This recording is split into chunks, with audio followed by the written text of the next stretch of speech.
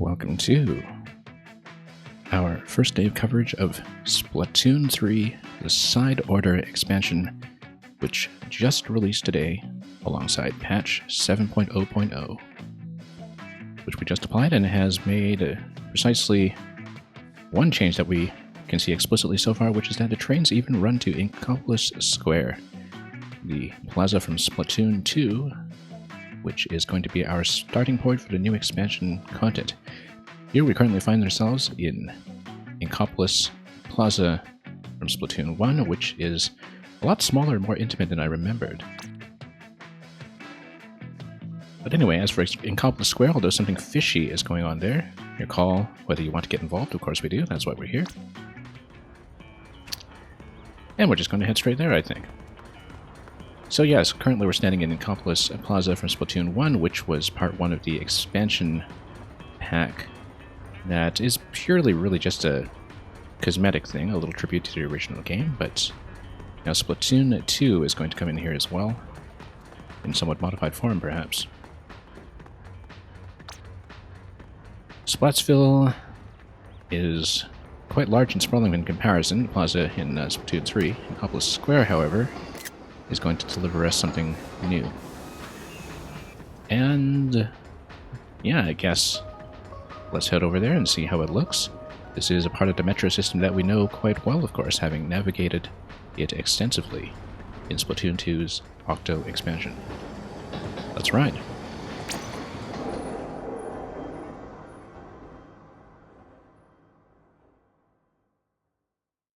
You can tell from the loading screens and the ink there that Side Order really does have its own color scheme, perhaps.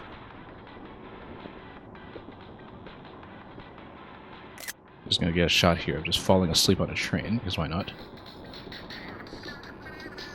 And something glitchy this way comes.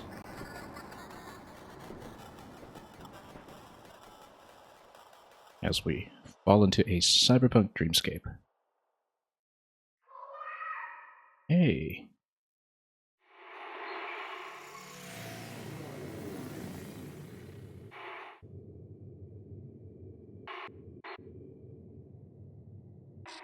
Well,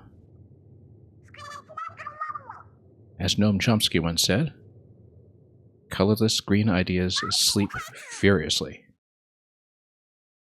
It seems like we have assumed the persona of Agent 8, our heroine in Octo expansion.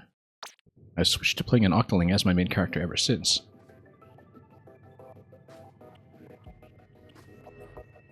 Do you know who you are?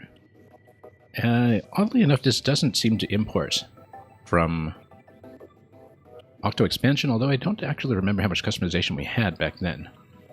Anyway, we always go with girl characters.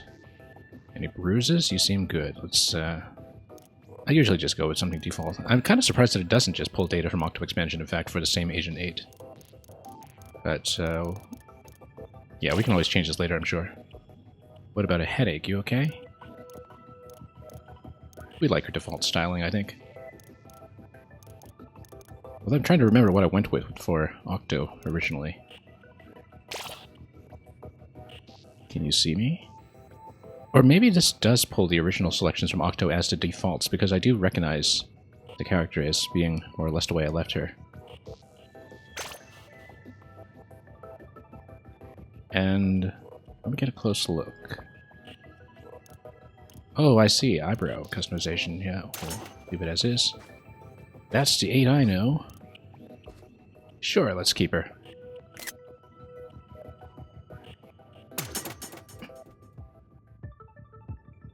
Looks like how I remember her in 2, although I don't remember if I did much customization back then as well. And I'm sure, as usual, we'll be able to change things up if we have second thoughts, but... Anyway, here, we noticed from the trailer is the Pearlbot. He hadn't come around, I didn't have a plan B. I got something on my face. Does she realize that she's an uploaded consciousness? Reminds me of P-Star from the Wonderful 101. You wouldn't recognize me like this, of course not. Your bestie. It's been a long time since we sort of inked our way across the Colossus of Rhodes. And do we buy her story?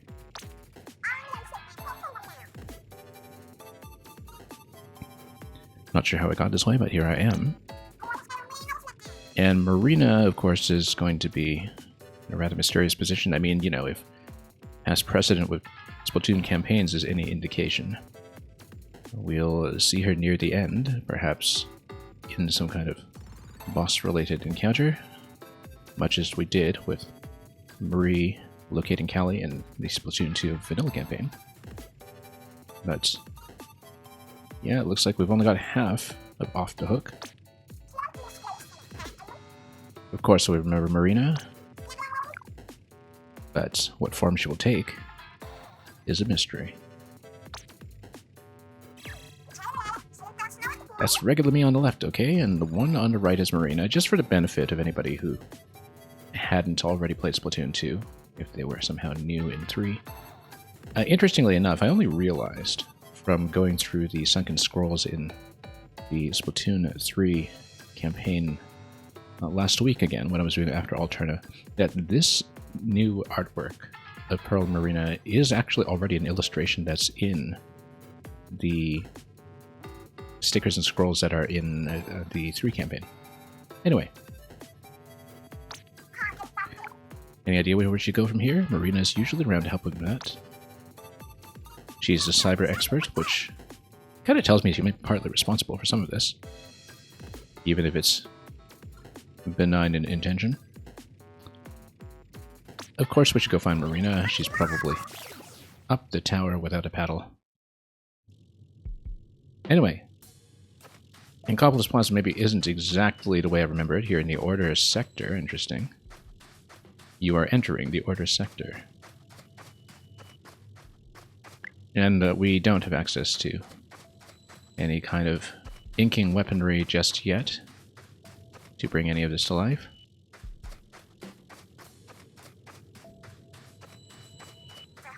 Must be some kind of parable for the people who all got left behind in Splatoon 2 and just couldn't upgrade to 3 for whatever reason.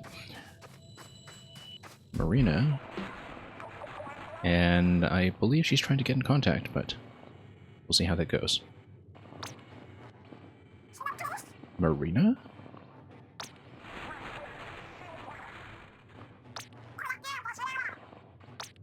Well, I mean, I think we know from Splatoon 2 not to trust the local telephone systems.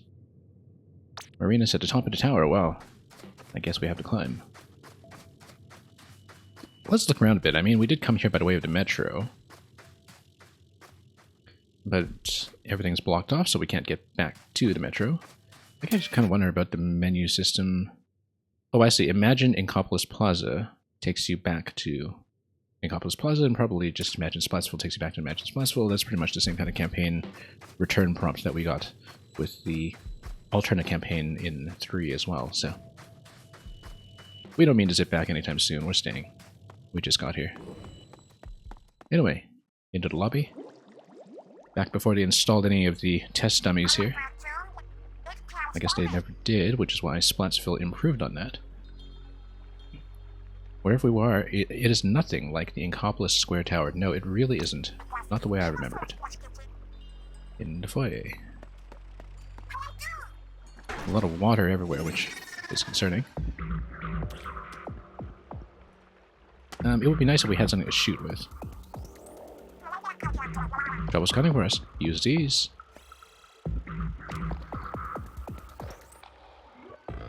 Alright. Dualies. Yeah, I mean, I guess it's, you know, based on Splatoon 2 material. Dualies were introduced in 2, if I recall, and that seems to be the cover art classic for that game. Including, of course, the dually dodge roll. Let's reload it here.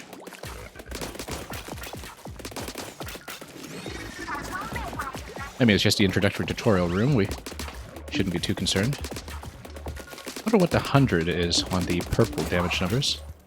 Not exactly clear what that is. Don't take us to ink consumption or anything, but yeah, we get damage numbers with 240 per shot. I don't know where the 100's coming from. Anyway, she can just make weapons materialize, so that'll come in handy when she unlocks more heavy ordnance for us. Never mind that, the elevators are running again. I love how pearly, or rather pearlescent, the ink is around here. Absolutely sparkling. Looks wonderful, actually. Let's not take a dive right here when we're in the tutorial room. Or get inked by anything black. Actually, the clarity of the colors here is kind of nice. Although, you know, the kind of black ink here sort of is closer to Marina's color scheme as well, perhaps. Because you can tell that the ink is meant to evoke Pearl's look over here, and it'll be a very stark contrast. Oh, she looks like one of the musicians in one of the bands.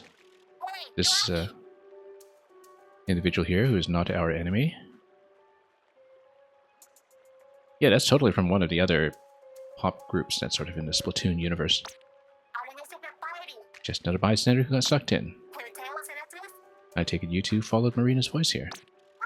I don't know my Splatoon bands well enough to remember what supergroup she's part of, but everyone knows Marina.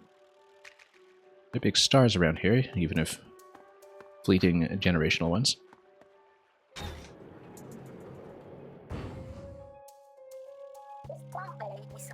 Act. As for Marina and me, we go way back. Isn't that the number 8 in some language? I feel like I'm just going to needlessly tread into ignorance here by not remembering that. And yeah, she probably knows Marina from her Octo days.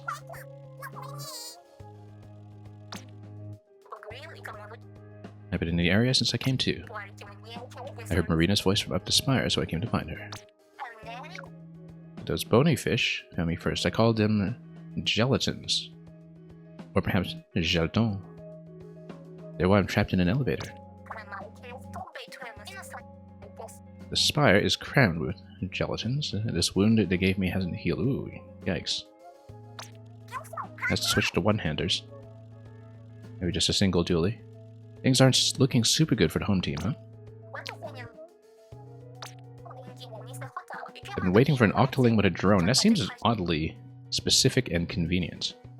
And an octoling, too, not just an inkling. Said your name was 8? You're the one I needed to see. Oh, maybe she was just instructed to wait for an octoling with a drone, and that was just a way that we would be identified as the hero coming in. Now, let's check out what happens when you set this color chip into that palette. Palette? I'm supposed to know what that is? Ah, okay. Well, let's drip some ink. Wonder if that changes our ink color as well. Or the color scheme remains consistent. I mean, I'm sure the point is to color the tower eventually.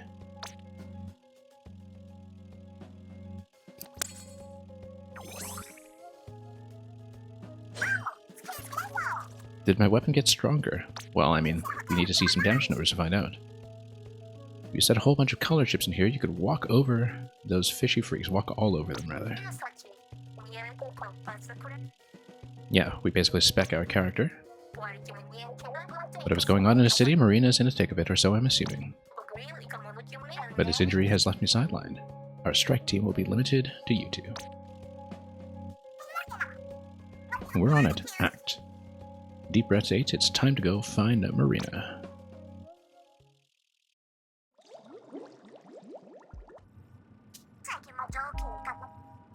Alright, hit the button for top floor already. I'm sure it's going to take us longer than that.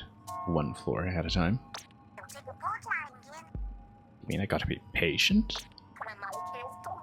I love how her robot self is so expressive about her impatience.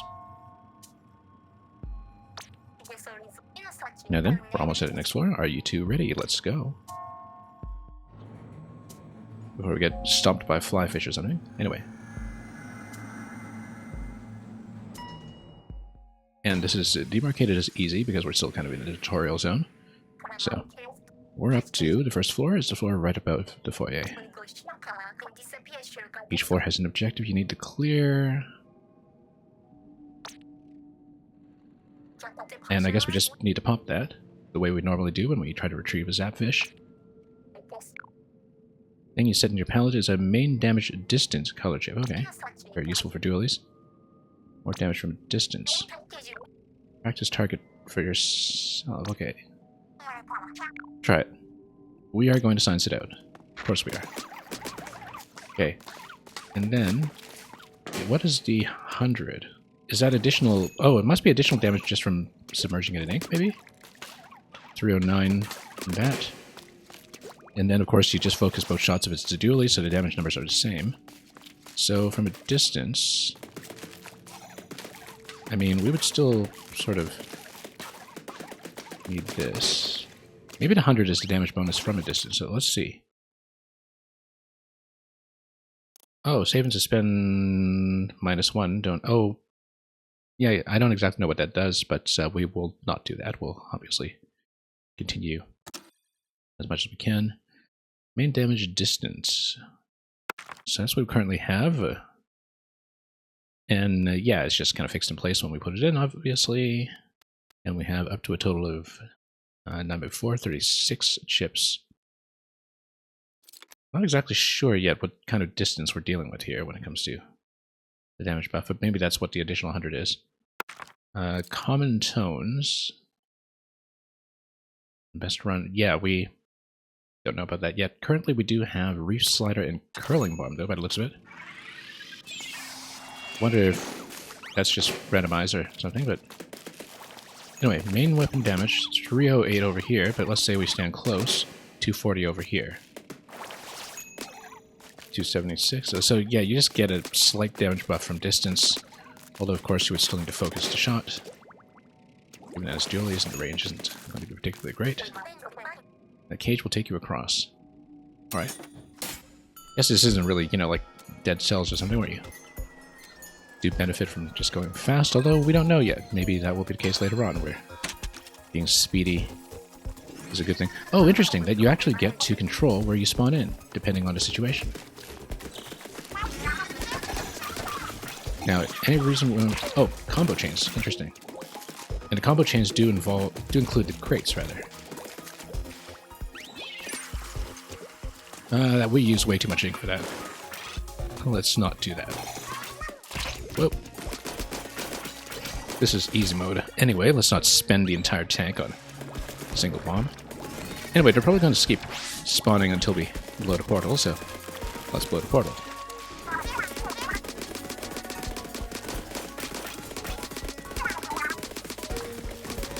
And it goes up steadily, so range is going to be something that we need to account for.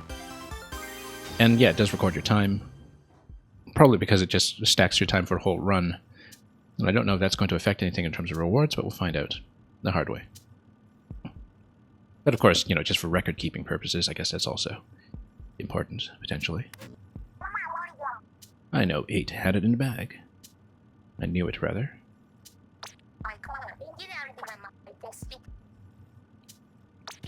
I don't know that we actually took advantage of the colored chips, but... Poison ink, interesting.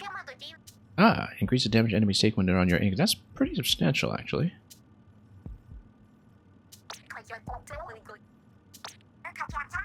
No teachers like experience. Wonder if this run here so far is already randomized, or if as to tutorial it's something fixed. But we will of course do this, and we'll take advantage of inking.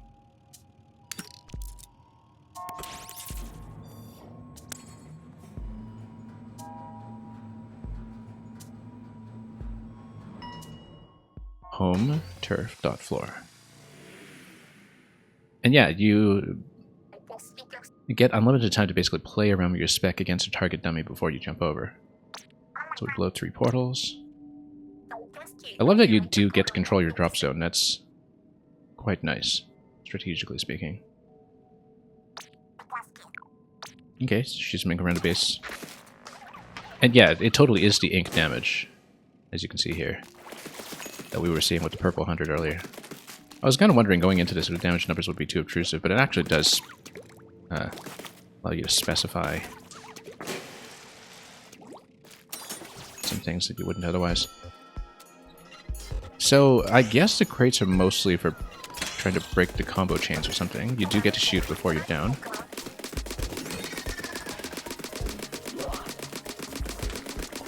Oh, that's quite a lot. It's okay, as long as we turf quite a bit, I think we're fine. Check out these fools, they don't even think turf. Wow.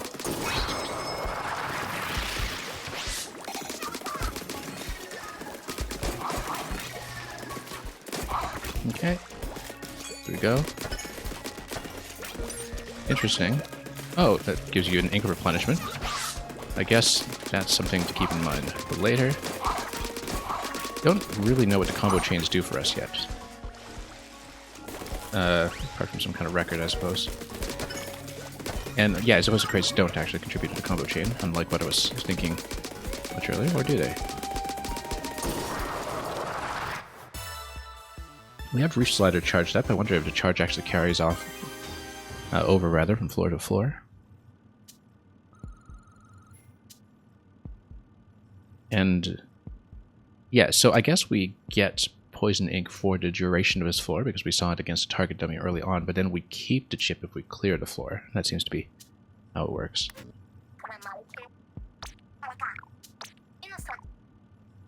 Everything you're pulling from the elevator console, and I learned a trick from the same place Marina did. This is awfully suspicious, but that's okay. I guess it's true that Marina is a turbo nerd when it comes to machines. Yeah, she's totally our logistics and hacking expert. With her own helicopter in Splatoon 2 Octo expansion, as we recall.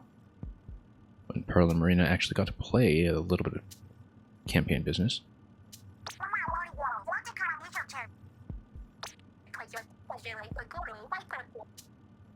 Well, Marina is special in her own way. Here's our next color chip. Special surprise floor. This is listed as hard. Increases the chances rather of enemies dropping lucky bombs. Okay, 30% or so. Well, we'll need to knock out quite a bit to see that. Yeah, the difficulty setting so far is fixed. I wonder if it's just a case for this first run here over the first few floors. I believe it might be. I mean, we're very much deep in tutorial land. Lucky bombs appear when you defeat enemies. They explode on their own for big damage. And we'll see how serious they are about calling this hard. Definitely one has learned never to underestimate the difficulty of single-player content in a Splatoon series simply because the skill cap is so incredibly high in multiplayer. For instance, I've never beaten Inner Agent 3 in 2, and in 3 we cleared after Alterna last week, and that wasn't too bad at all, but just took a little bit of time. He said, lucky bombs explode on their own. Is there friendly fire?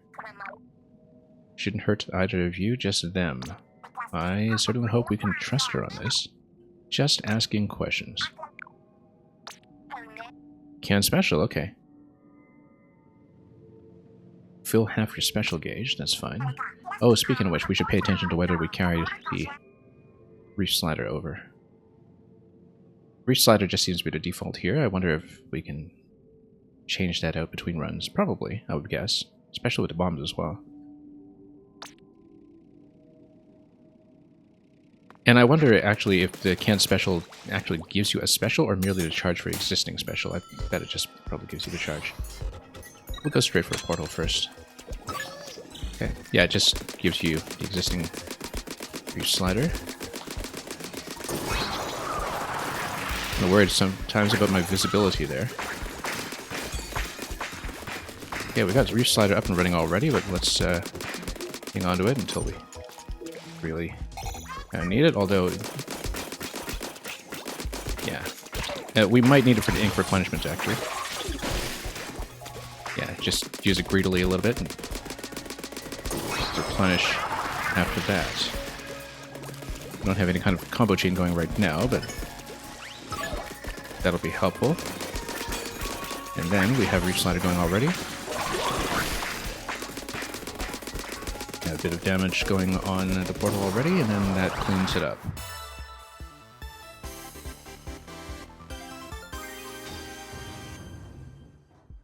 Nice and quick, so far.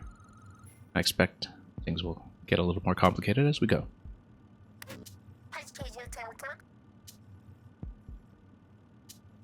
Low down on the next floor. We get 2 color chips from this one. Ink Saver would be very nice right now, although Ink Saver sub is probably much more useful, just given how much consumption we're seeing for the curling bomb.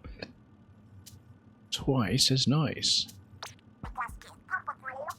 It says reward there. And what's that about? How much membucks you get from clearing the floor? Probably related to the mem chips or mem cakes, rather, from Octo Expansion. Similar design, too. But they seem like a good thing to have.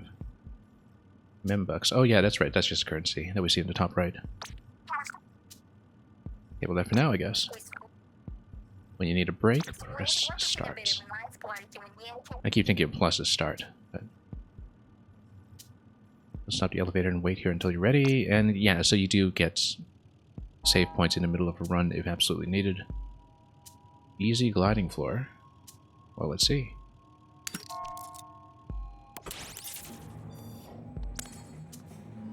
We'll plug those in.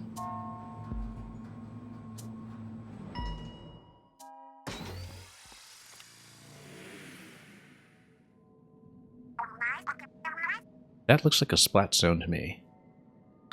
We'll just need to control. Ink that zone and guard it until time's up. Okay, so we do need to defend the splat zone as well. Kind of like splat zones, exactly like splat zones.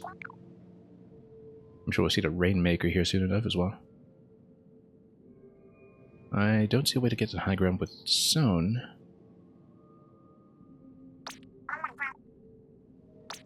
And we can glide up from the start. Oh, actually, we can glide out of a jump never, it seems. Press B while in midair to hang on to me. So we basically get a floaty descent.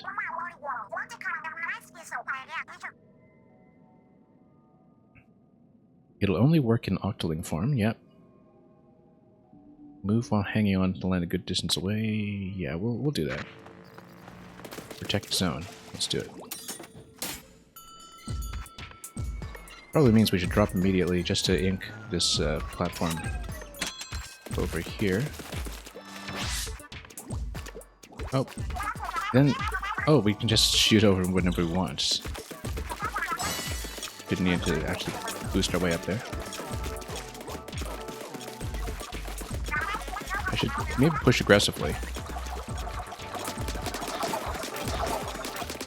But then we might have a hard time getting back up here if we do that. So let's just ink what we can. Oh, the portals can't be destroyed. Okay, so we shouldn't push too hard into... Oh, that's a problem. That's a problem. Let's jump up here.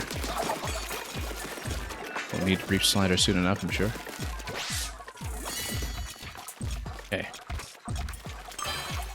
I lost control. Okay, whoops. Hang on. Shouldn't have fallen off. Yeah, and they're going to tick over to the middle. That's alright, just need to kind of get a sense of muscle memory here. It's not too bad, actually. I mean, this is an easy room. We just needlessly fell down. Okay, taking quite a bit of damage over here. They lost control. Yeah, we'll just do this. And it really is just single player splat zone, so we'll just try not to fall off. And then use the Reef Slider if necessary. Not a great performance here, but we cleared it.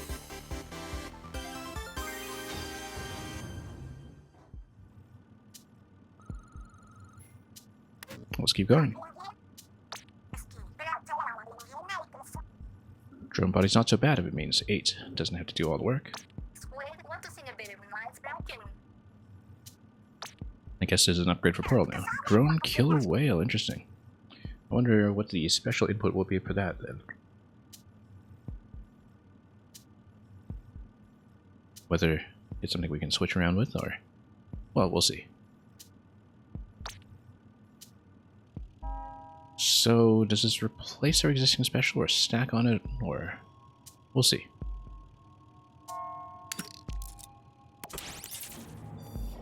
I mean, this tutorial message will tell me soon enough, I'm sure.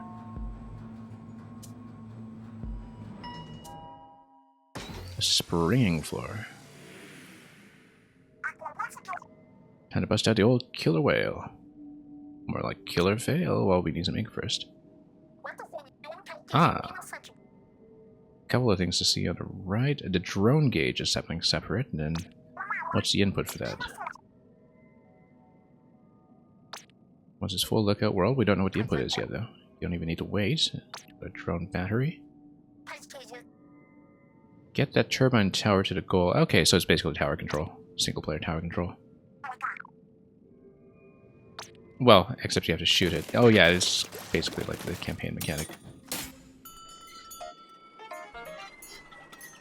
Let's go straight for the battery pack. And then... okay. Let's ink a little bit first just to cover some territory and get going. Oh, there we go. Just shoot the propeller, obviously. Much slower through the checkpoint. Yeah, that's expected. It was through, and then we had to make our way up. So it's here. Okay, now let's head up. Oh, is this an inkable wall? It is not. Weird bouncy thing after us. I don't see it. The battery seems to deplete slightly. Oh, she just uses the killer whale on her own. Can charge it up. Is that the case? Yeah, we jump. Doing the dually movement out of the jump is kind of nice. Looks like we probably can't do anything about this portal. So wait. Her killer whale charges, but then does she just use it automatically then? I don't actually have any control.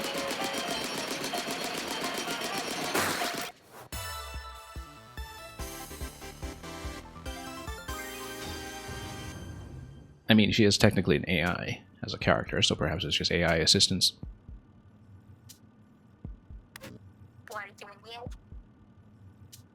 Yeah, and it just charges up by ink, although it does deplete if you leave it, it seems. Or maybe it was just depleted when she used it.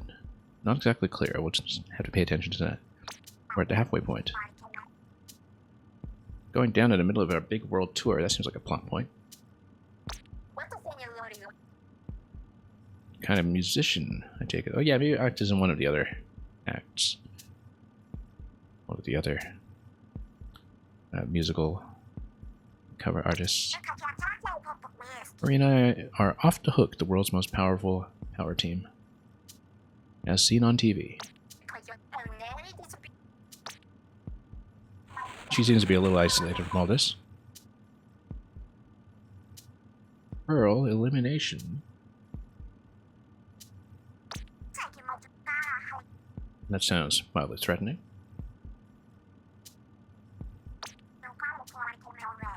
I kind of feel like bringing Act up the tower to Marina is going to spell disaster, but we'll see. I'm sure we don't see this story sequence every time we get through here, just maybe the first time through or something. Or maybe we don't, who knows. Anyway, that's significant as a range bonus. Wow, that really powers things up. Imagine that on a roller or a brush or something.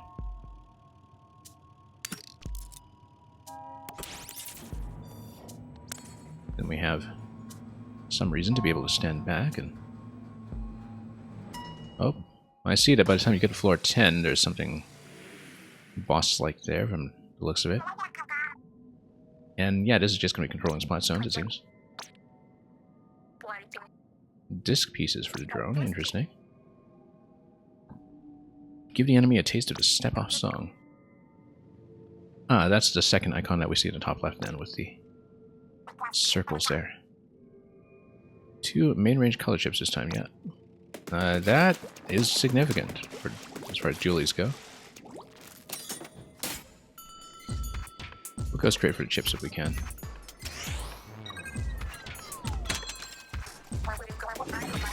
And yeah, if you better get into squid form with the trigger, you just go for the discs immediately.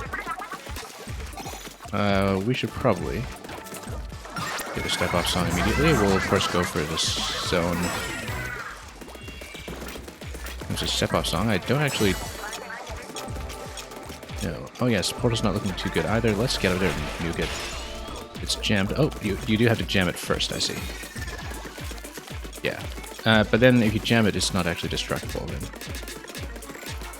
As far as we can tell. That's very heavily armored, not a lot of damage on that.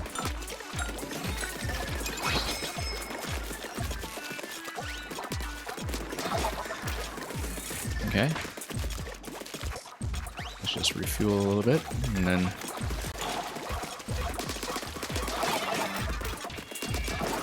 Okay. It's not too bad at all, really. Kind of wonder if we can just go a curling bomb here. That's it.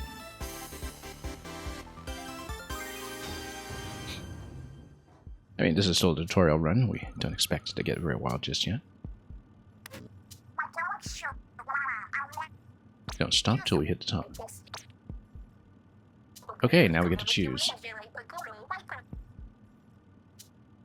Choose your own objective. You get a different colored chip for each one.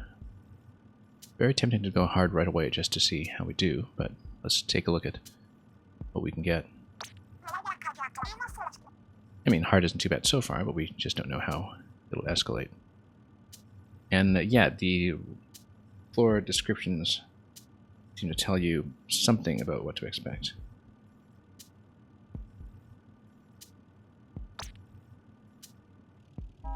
Okay, dodge roll attack. Escape artist floor, who knows what this is. Turf coverage is quite nice though. Increases the lucky chain maximum. I didn't know that we'd hit the cap though. Yeah, I feel like in terms of usefulness, what I actually want is in coverage.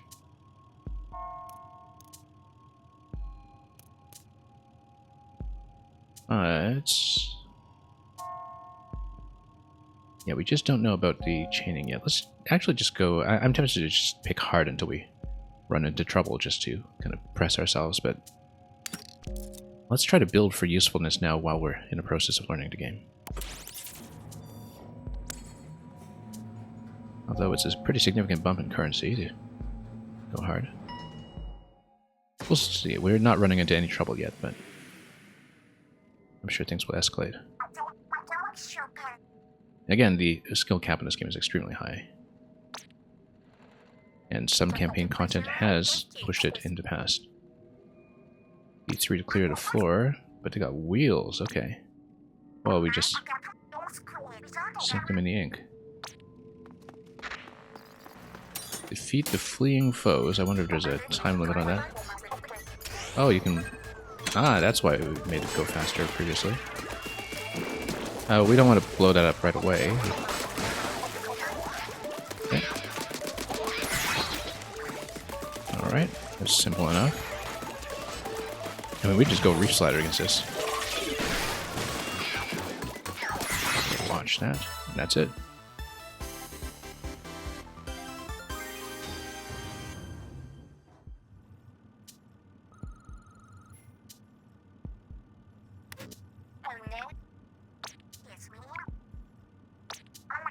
Marina a little burned out? Well,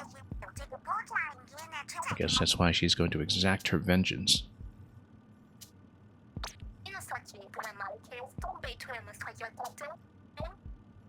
Yeah, she's got all that intensity going on in her gear.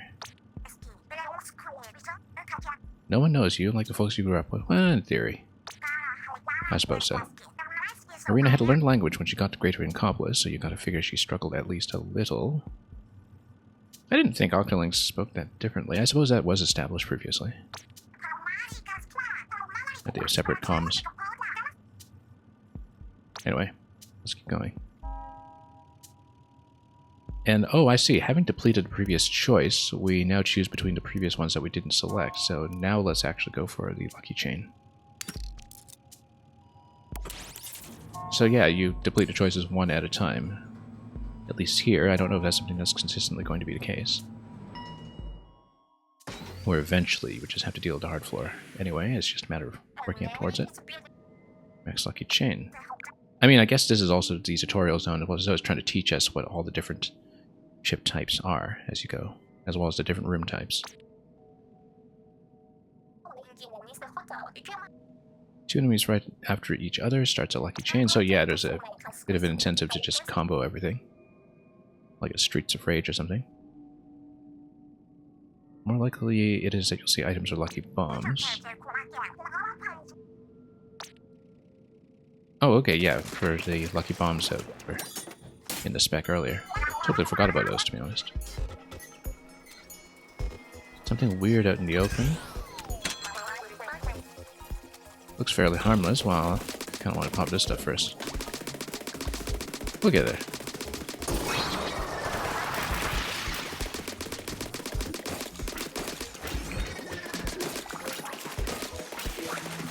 Oh, we better touch it.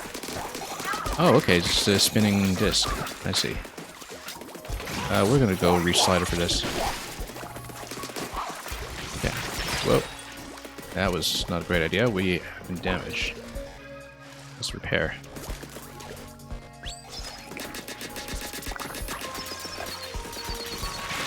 Good thing we have dualies. Yeah, it actually just deflects off walls at the angle of deflection, so not too concerned about it, I don't think. We'll have...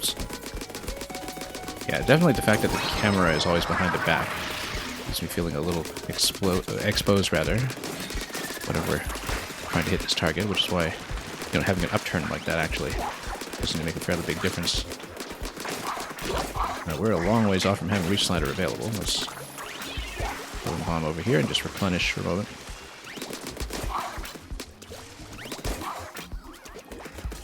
And then, this guy, let's go Reach Slider. That's not nearly enough. We got the objective. So that'll do. Objective comes first. No particular benefit, just for kills, at least. In terms of anything that we meaningfully accumulate.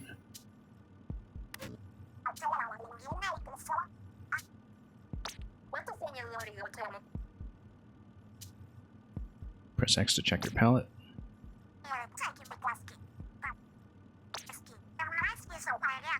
What's up with the range and power stuff over on the left? Yeah, since this is still a tutorial run, I kind of wonder if we're going to have a near certain death at some point when we're at the boss room at floor 10 or something. Anyway, we have some stats that are visible. Colored chip tones. Tones based on their effects. Each tone has its own color and pattern.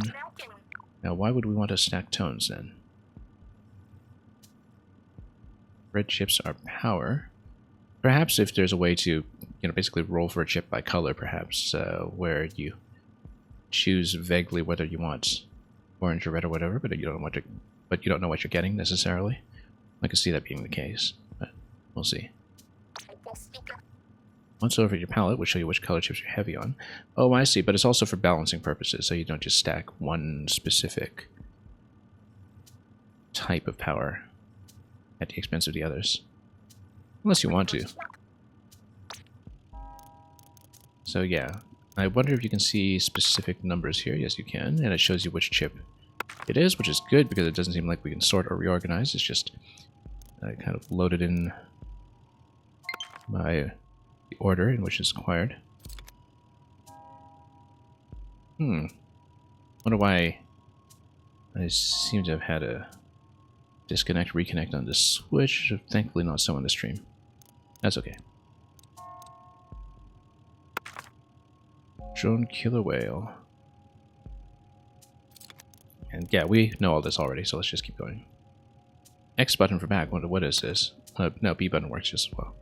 Alright, then let's do this floor over here. And that's going to be 9th floor. So yeah, this definitely is just a tutorial zone that walks you through everything. And then we'll hit the rather bossy looking 10th floor and see what that's all about.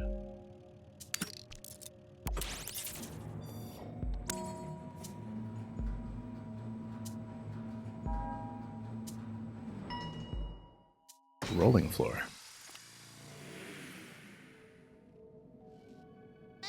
Oh, let's get the ball rolling, just like Octo Expansion. I rather like those stages. They were the ones that were conspicuously designed by people who had come over from the Breath of the Wild team, if I recall, where a lot of the shrine designers contributed to Octo Expansion and elevated it significantly, with quite a bit of physics. Now, what happens if you lose the balls? They won't ever fall off the stage, so okay, that's good, that's an improvement on the rails that we used to have. Dodge roll attack, yeah. Let's demo this a little bit here. Like if you... I wonder if you can just dodge roll into it and then... Yeah, because that does the 800 there, as you can see. Like if you shoot away from it and then you... Yeah, that actually just collides into it, which is alright, if we want to collide into things. Anyway. Okay.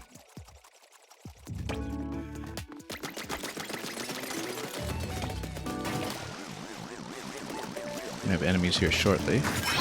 One left, let's ink this. I mean, this is an easy stage in theory. Okay. Oh, whoops. You know what, let's just ink everything we can just to boost it all the way over. That's actually much further than I expected. In terms of range. Sure, let's just push it this way. Oh, missed. Slightly.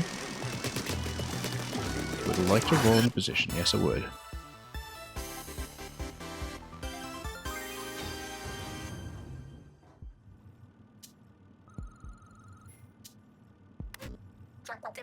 Heads up, we're coming to the top floor. Top floor? This is only floor 10, though. Feels like things are going to become far more complex. Yeah, maybe some kind of forced death event where it kind of rolls you back down the tower and shows you how things are going. Something about it seems different from the floors up to now. So, let's see if this is actually beatable. Are they worried about us? There's something funny. You just sound like Marina when you say that. No holding back, 8. This is it. So this is going to be the control room. Again, this is just the tutorial path so far, so could very well just be a forced ending, or... Well, we'll find out. Oh, look, it's GLaDOS.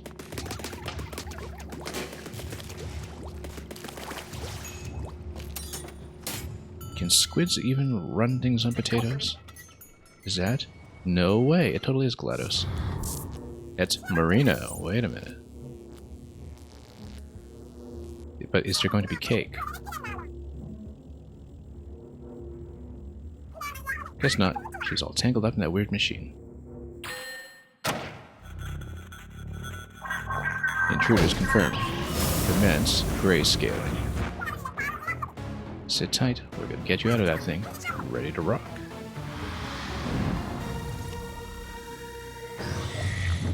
Something tells me this is going to be a little bit difficult.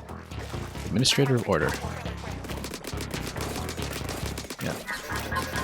Now, can these be burst open? Yes. Let's watch the ink, though. Is that a portal? Scratch one portal. Oh. Okay, let's maybe get around here a little bit so we can actually see what's going on. Okay. Oh. Yeah, a lot of sensory awareness of who's behind you is really important. What does the X button do in this nothing. You can't actually bring up a map or anything, but I wasn't quite sure if that would be the case. Yeah, so you can actually boost up at any points. There's an ink line. That seems important. Okay. Oh yeah, I guess we could have just taken Pearl as well. Oh, let's boost. Yeah, we kind of needed that. Because then we can just dash around the map a little bit. A lot of situational awareness for this one. Gotta watch the pink tank as well. Good thing we had the range buff. Okay. Whoa.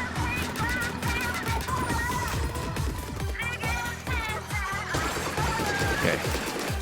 Burst this open. Then we've got the reach slider for when we need it. What a track, incidentally, musically speaking. As you would expect from Marina. I mean, this entire game is always a jam, so... I love the color scheme here, too. Kind of matches Marina's clothing, in fact, in the little publicity shot with the orange jacket that we saw earlier on. Unexpected barrier issue. Bum, bum, bum, bum, bum. Now, we don't see any kind of health bar in it. We don't use Tangle Weapon. Okay. Okay. I see. So you actually do get the warning indicator for when something is going to be shooting you from the back. Yeah, yeah. I wonder how much variety there is to bosses. When you climb. Got armor, that's good. Yeah, and then it shows you where she's about to shoot. Whoa. Okay, let's reach slider. Not dealing with that. Okay. Let's get back into position here. Okay, that's fine. But let's grab this special if we can. Oh. That was... Oh, that's not good. Get out, get out. Yeah.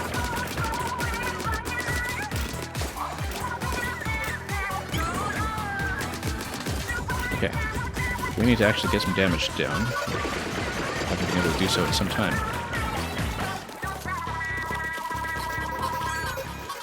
Let's get that reach slider up and running in case of issues. I guess these are spawn points, actually. Or, oh yeah, it's actually super jump. That's what it is. Essentially super jump. These guys really do try to jump us.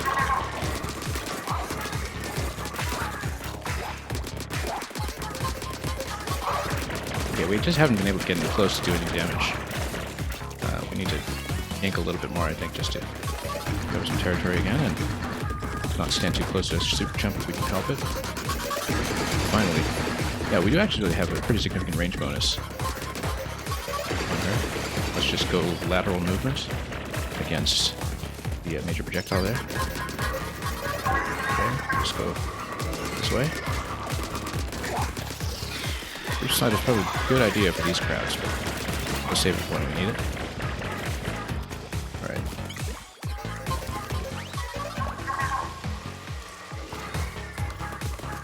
Yeah.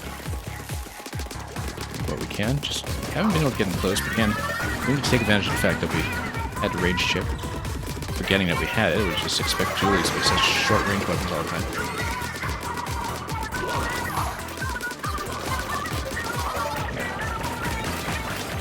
Alright, let's see what we can do.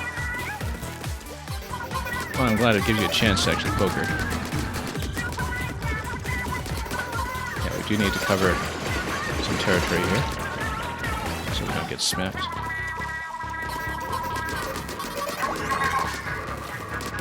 Now, I really don't see how we're doing in terms of progress against her, but I guess it's meant to be a mystery. Super jump balloons all over the place. Okay, we're kind of basically holding steady in terms of ink consumption versus the enemy damage output here, so just stand back. We've got decent indication of range here, and we seem to have taken her.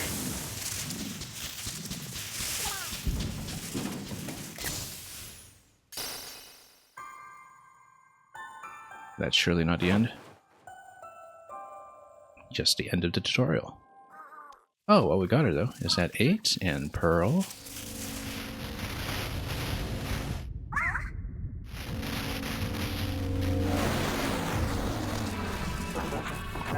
Race scaling interrupted. Intruders confirmed disorderly, classifying as dissidents. Who is this fool? I am Order itself, a consciousness generator and processes, and many who yearn for stability. I've now fully realized. All things will be converted to memory.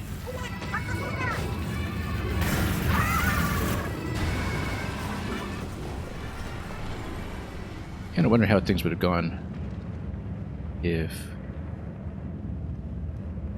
Order had triumphed over Chaos in the final Splatfest and 2, and they kind of had Order as main campaign and Chaos as DLC. Developers do claim that the direction of Splatoon 3 was determined by that. Splatoon 3. Beautiful. Side order.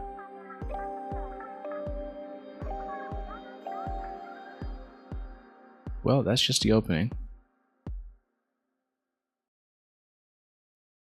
Wonder if you were allowed to lose in that, but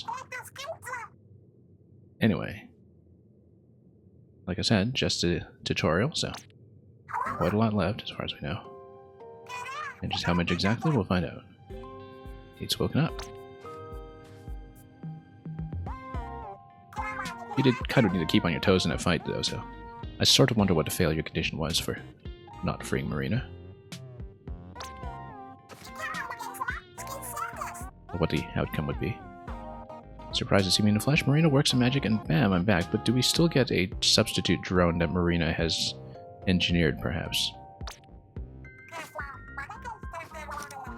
It was the Dramatic Days in Orderland module that stuck you in drone form. What a desktop wallpaper, incidentally. With a little dialogue loading bubble going on there. What a tidy desktop in general. No wonder she was susceptible to deciding what to order. We're going to be taking screenshots all over the place, too. Bear with me as I do that. Right, let me back up a bit. I'm just looking at her desktop icons here, where you have the paint palette and everything else going on. Very, very organized. This is the Memverse. It's a prototype VR that is a virtual reality that I made. And I kind of loved listening to the music here too, and you can kind of hear some traces of the some of the existing motifs from the soundtrack. The name escapes me at the moment, but anyway. Your virtual reality. You're saying we've been in a fake place this whole time? I guess so. The only real things in Memverse are our minds. The fuzzy cloud we met was Order. It took control of me and caused the whole Memverse to go AWire. Well, as we roughly know who the final boss here is. It's forcibly connected who knows how many people to the Memverse. Their minds are all in here now. Which is how I got pulled into all this, I take it. Yeah, maybe she's not that suspicious after all. Because Marina certainly recognizes her as an old friend.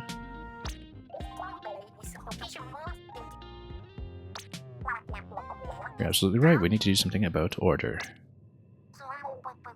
Order's ultimate goal is a colorless world of order. A place where nobody has a will of their own. They just do whatever they're told, day in, day out. Very un-Splatoon-like. Unless, of course, you work for Grisco. Order's using the members to make the dream of that changeless world a reality. I thought the Memverse isn't real. Well, squids aren't real. Apparently.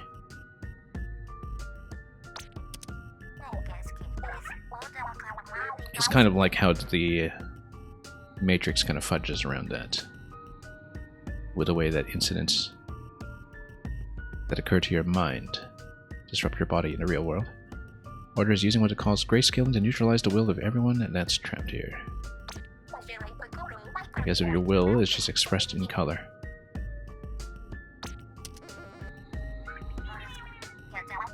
Anyone who goes through grayscaling will slowly start to lose their will in actual reality too. Order's just getting started. And yeah, that's quite a lovely illustration of this effect, actually. I love this pearl drone with Marina in her orange suit that's kind of matching the orange ink that we had access to just now, that is demonstrating what has happened thus far as all these concerned squids and octopodes just get pulled into the cloud. In fact, it's quite a literal representation of cloud storage. Anyway, restoration of free will, I guess we have something to fight for here. Not an hour watch order.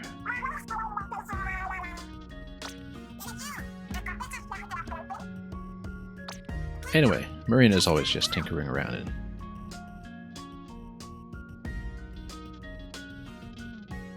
creating things that are maybe too ambitious for her own good, but we don't mind.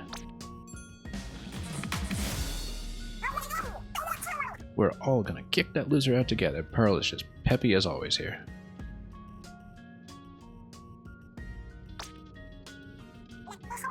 I love how these two just get their moment to shine again after being absent in the Splatoon 3 main campaign. Up. Oh, and she gets to turn back into a drone because we're in the order sector. Oh, how come we've been reduced to 50 currency? Did we not get to keep anything? Well, I mean, I guess it was a tutorial zone, so. We have no keys. And we have a couple of denizens here that we can't interact with at all. I guess we'll get into the tower and find out.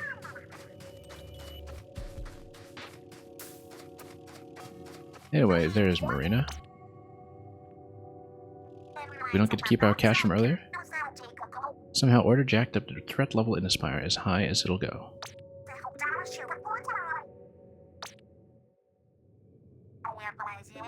Well, for one thing, the Spire's suddenly taller, but that's not the worst part. Run out of lives even once and you'll get kicked out of the Spire. Yeah, I guess since we didn't hit any kind of failure condition in the tutorial, we don't know how generous it was about just spawning you directly back in, given that it's only now it is becoming much less lenient.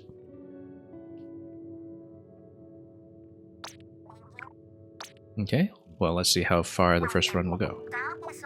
I built the Memverse to begin with. I don't have to take this sitting down. Now that I'm outside Aspire, I can hack the system, override the changes, and lower the difficulty. But you'll need pearls to get any hacking done. Only 50 pearls, apparently.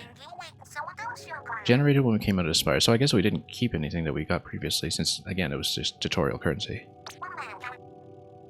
Every time you leave, your color shifts membucks. Oh, I guess there's a conversion rate from membucks to pearls. So you don't actually get very many. Then I wonder what the membucks are for independently, then.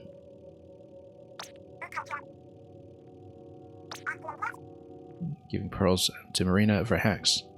To make it easier to help us next time. Pearls before swine.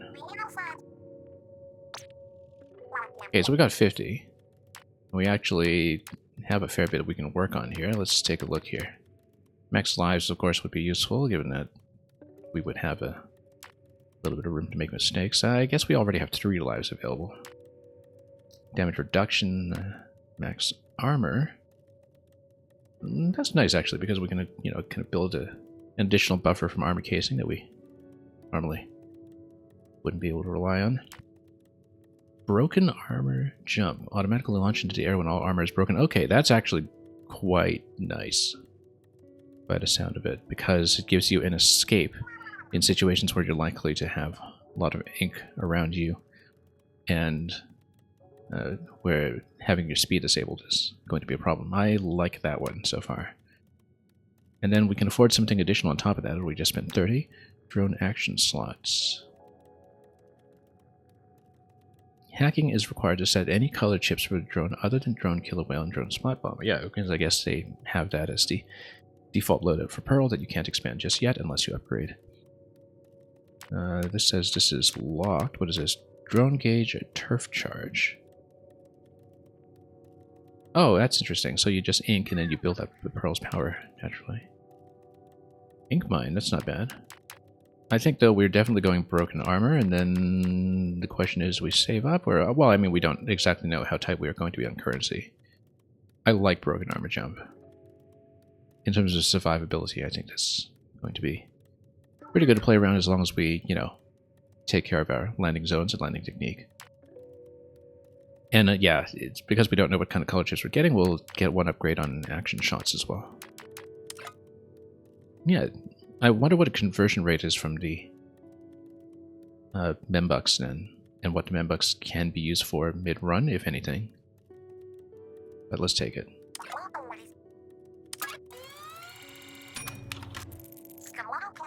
Let me do some hacking. Yeah, 1.2. Oh, and you can actually set this if you don't particularly like your spec. But then, having bought this already, you can of course set it back on in case you want something to have a self-imposed challenge, or if for some reason it's interfering with what you want to do. Let's get a slot for Pearl. And we'll bank up what we can from there. 50 being the next one. Okay. You'd have a hard time getting to the new Top of the Spire 8, but my hex should smoothly. One more thing. A pallet, there we go. Try switching weapons. Ooh, I see a umbrella. A Marina's pallet.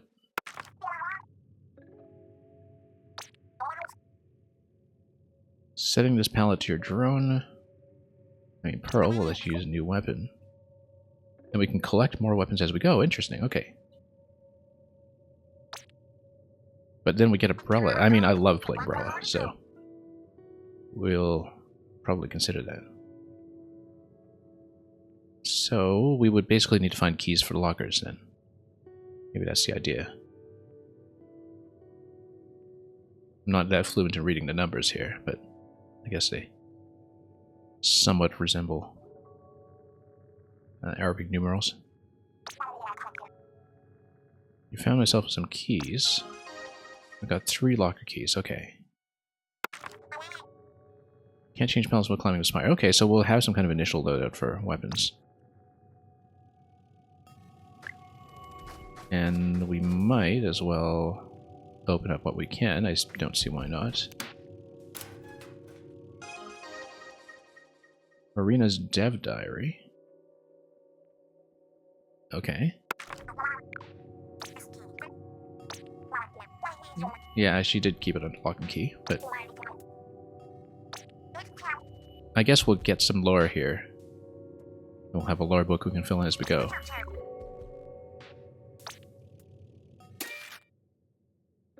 Marina's dev diary. Ah, the final fest is over. The final fest from Order and Chaos. And yes, she was on side order. Hence, our current expansion, side order. We're going to take over the world, a world tour. Yep. I haven't felt like this since I was on sidelines for that battle. Which battle? Right before I came to Incopolis Square. That seems like it's a mystery that I can't quite identify, even from what we know of Splatoon 2 lore. Yeah, I actually don't remember what that's about, even though we did see quite a lot of this DJ Hyperfresh backstory in October Expansion. I have to reread that, basically. Pearl Huzuki Appreciation Corner, interesting. When I felt lost and directionless after deserting from the Otarian army, yeah. Something's in my eye. keyboard, keyboard, keyboard. Biggest item on your to-do list is project members. Kamabo Company. That I don't remember being named explicitly. That seems to be something important. Huh. Read a new dev diary entry. Oh, okay, and we actually get stickers for the main game as well. That's a lovely poster. We'll definitely plaster it somewhere, I'm sure. Okay. And then, oh, we get an enemy guide. Memversal Beta Tester. Yeah, I guess we'll earn more titles as we progress. Oh, that's interesting. And then you get to unlock more diary entries as you defeat tons of these guys. Reminds me of Hollow Knight specifically, even though I know it's quite common to a lot of other games as well. Habitats. Gelatin Central walled off areas. Okay, so... yeah, we need to watch out for the lunge attack. We know that. I love how they have names that are basically from musical tempi and other markings concerning rhythm. Swarming Languendo, Marching Andante, Battering Lento. Yeah, I mean, wait until you get into the Allegro, right? You know, these guys are, I guess, supposed to be comparatively slow. Panicking, Alamambo. Drizzling, Capriccioso. Whirling, Accelerando. Yeah, I guess it kind of does. Springing, Spiccato. Hops around everywhere. Did we actually face these? I didn't even remember. And then... yeah. Gushing, Grand Folly. Shoot down the capsules as spews, yes. Self-destruct, save you some trouble. Yeah, shooting down capsules was something that we weren't really doing. We were going straight for the bodies earlier, so, you know, it's actually kind of important. So we unlock more log entries as we go, as we repeat and defeat everything we can. Look out and splat them before they hit the ground, exactly. So. Well, we'll try to remember some of this. I guess we can probably look this up whenever. And yeah, these are basically like drizzlers. And then we've got a couple of enemies we don't know about yet. I mean, I don't know if there's much more variety to it than that, given just how small this page is right now, but maybe it'll fill in as we go. Arena Agitando. And yeah, I guess it's actually filled in all the entries already.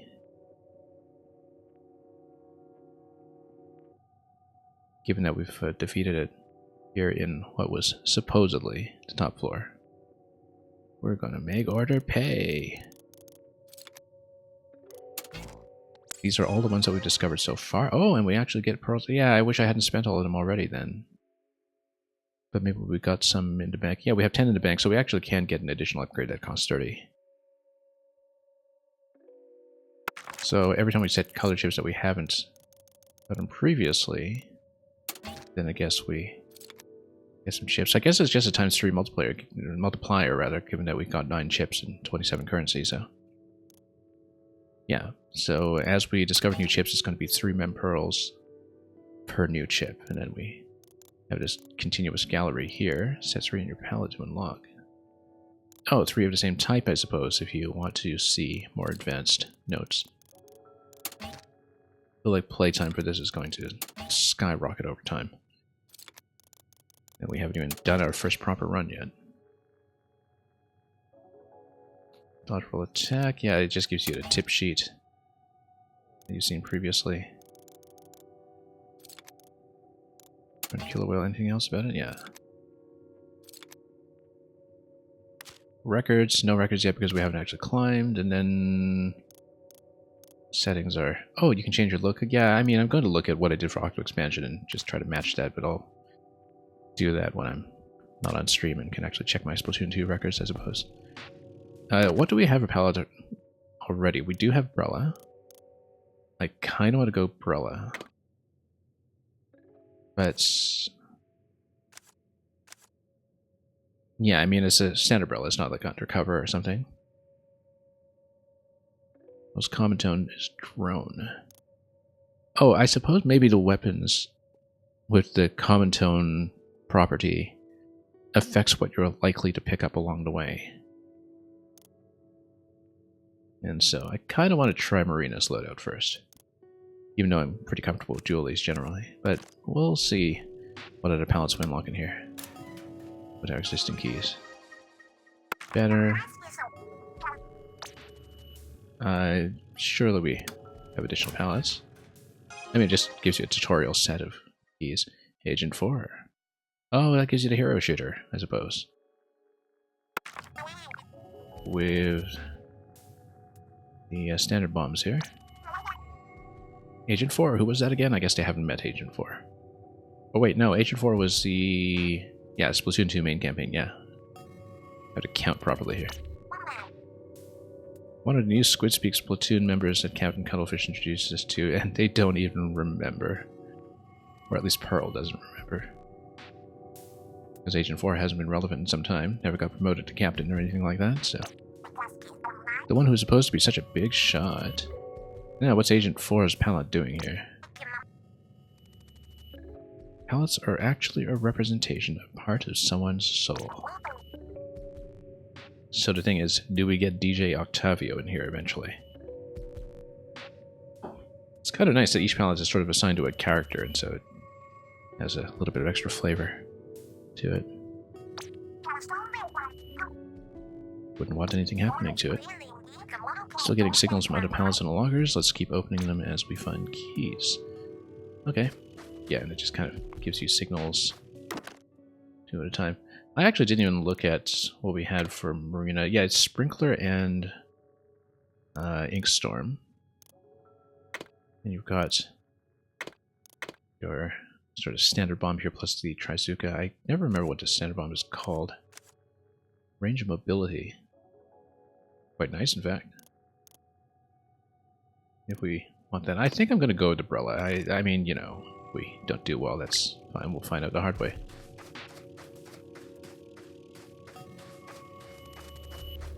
Julie's are comfortable, but, you know, let's change things up for variety. As long as we don't end up getting blaster weapons or something that I'm spectacularly bad at. But we don't need to use them if we don't want, so let's just, upgrade some more, first of all, with the new currency that we have. So I would think that I would want to go either for damage reduction or lives at this point. Yeah, lives, 3 lives is pretty good, actually, to start. We don't know how far that'll get. Charging the drone, that gives you some pretty decent damage output, I suppose. Yeah, I would have liked to get armor, obviously, but no, we'll get damage reduction. And reduces damage taken. Why does that go times 2 to times 1.5 then? Yeah, I don't exactly know what the number means proportionally here. Maybe we're currently taking double damage and we reduce it to 1.5 times damage? I guess if everything in the Spire has been buffed to double damage or something. Well, anyway, let's take it. See what the cost of the next one is. 60. Yeah, I think that's probably the case, that everything starts out doing double damage to you until you start upgrading, so probably a good idea to take that. Anyway, we've only done the tutorial, so let's just get in there and let's get going.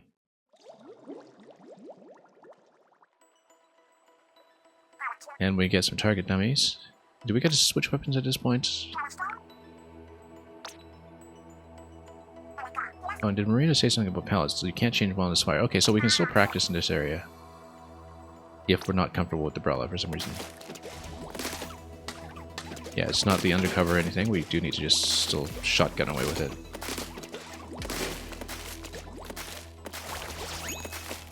Yeah. Might be helpful still, so. And Sprinkler might be good, actually. In terms of just turf coverage and... Yeah, I feel like this is a loadout that I'm not going to be particularly effective at playing. Whereas Reach Slider seems to be pretty good against enemy NPCs as opposed to real-life players. And yeah, you can test out how this does against a ball as well in terms of pushing. Kind of nice that it allows you to test that. just really get comfortable with your spec here. And yeah, if you're floating, you just fire to do a fast drop, it seems. Let me just kind of play around with some of this. Yeah. Now, the thing is, you boost out of this, so you're in squid form, I guess. So that, yeah, you can jump out of one of these. You get float. If you jump in squid form, you don't get a float. But if you get out of squid form, yes, you do. So, okay. It's important. Now, because you get out of squid form, then you can float. Just like that. That's how you would do it. Alright, that's kind of important. I wonder how much damage Ink Storm actually does, but let's just make it rain, and it'll be good for some of the zone control. Yeah, 32, that's really not much, but it'll turf for me, and so that's kind of important in a desperate situation. It seemed like Reach Slider got me out of a lot of trouble, though, in the initial run, so that's okay. Let's play around, let's see what we can get comfortable with over time. I don't even know what this is. Relive memories. I guess this may be a cutscene viewer. Remember first climb. Remember saving Marina. Nah, I think that's probably just cutscenes. There's no reason why we might want to replay that. I guess it's just tutorial access, actually. Oh, it's one of these. Yeah, probably better with an automatic weapon. The problem with something that's not a fully automatic weapon is that, you know, I'm always a little concerned about strain. Repeatedly tapping, but let's take Debrella and let's see how we do. Let's take some risks.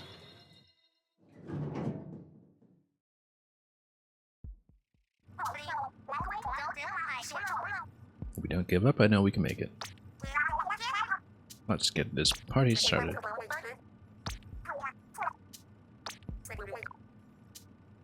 All the color chips got converted into pearls, no color chips, no upgrades, yeah. You lives that I did before. I don't even know how many I had before, to be honest.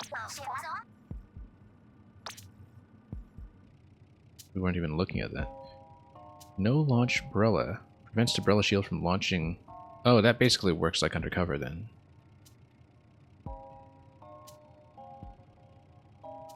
I kind of like that. Even though it's an easy room, and maybe that's not what we want to go for. Drone Splat Bomb.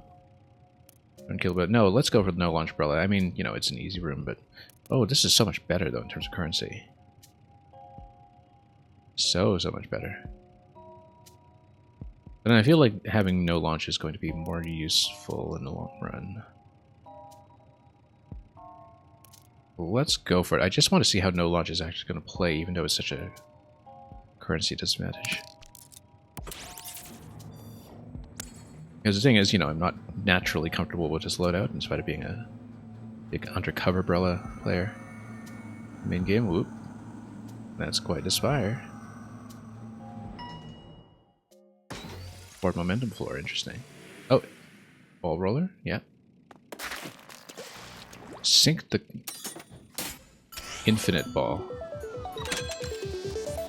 Okay.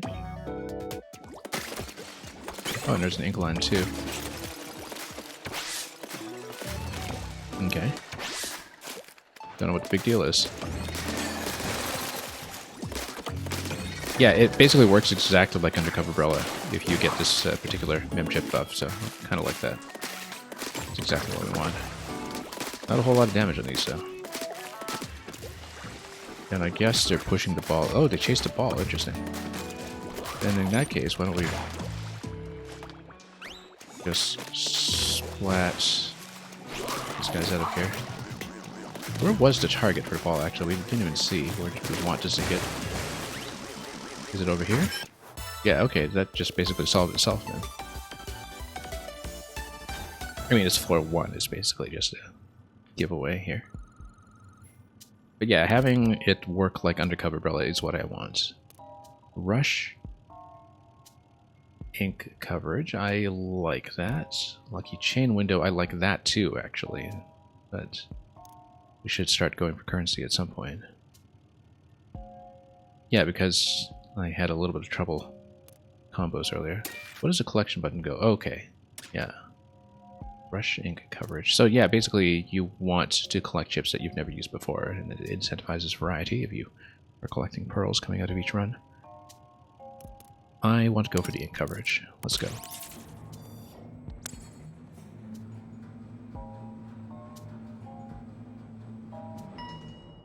Pyramid floor. Alright. Yeah, it looks like it's also boss every 10 floors as well, which is understandable.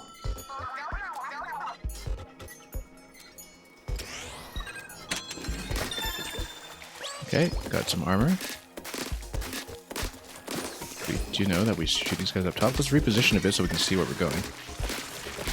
Oh, like this, for instance. Did that break the armor already? Wow. We gotta get out of here and just ink a bit to get some safety going without letting this replenish. Next one finishes it, yeah.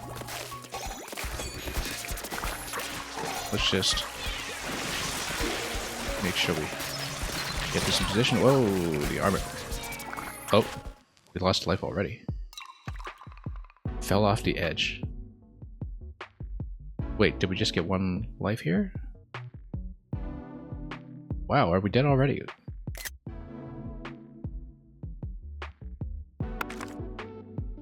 We're dead already. Okay, that was embarrassing.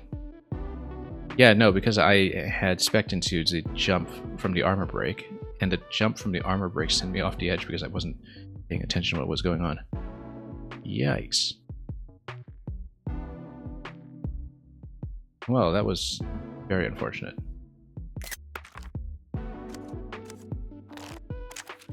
Yeah, we're not going to screenshot absolutely everything with time, obviously. I just want to kind of take a look and we'll get a better sense with time of what I want to keep records of. Remaining membucks. Alright. Fell off the edge on the easy room. I guess that was the normal room. Close enough. But, yeah, let's shoot this and finish. Okay. I thought we had 3 lives for some reason, but maybe I didn't read that accurately. So you fell. Just pick yourself back up again. Yeah. Okay, we're not allowed to fall off the edge. Anyway, that is not good. So we will stay on the current palette, and we'll try to go for that undercover umbrella again if we can, although...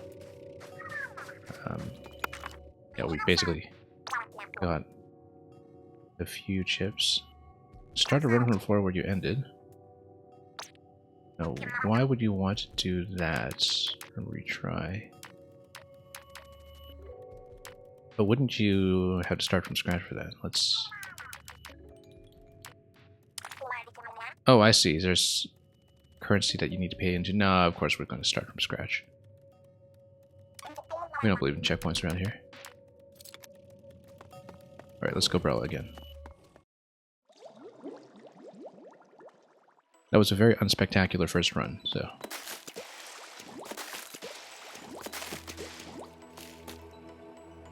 yeah, let's just go. Try it again. You run, get pumped, anything could happen. Drone battery drop, firing speed. Yeah, of course we need to understand that we don't have undercover this time. Drone splat bomb times 2, I kind of like that. Let's do that. I didn't even read which room was which in terms of what room type it is. We should pay attention to that. The best run, first floor, yikes. Embarrassing. Okay. Oh, okay, this is synced ball again. I wonder how much randomization there is to this. I think the stages are probably pre-built in terms of layout. Wouldn't be surprised. Yeah, the ball, of course, just rolls over the enemies if you want to play that way.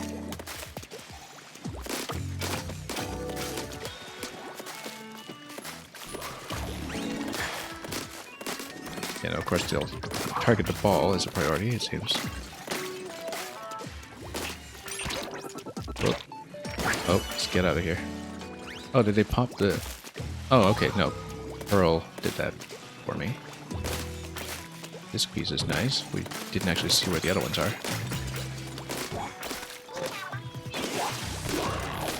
just storm it, just so we have a bit of territory to cover. I haven't really been using Sprinkler, which is kind of important. Get a hold of that.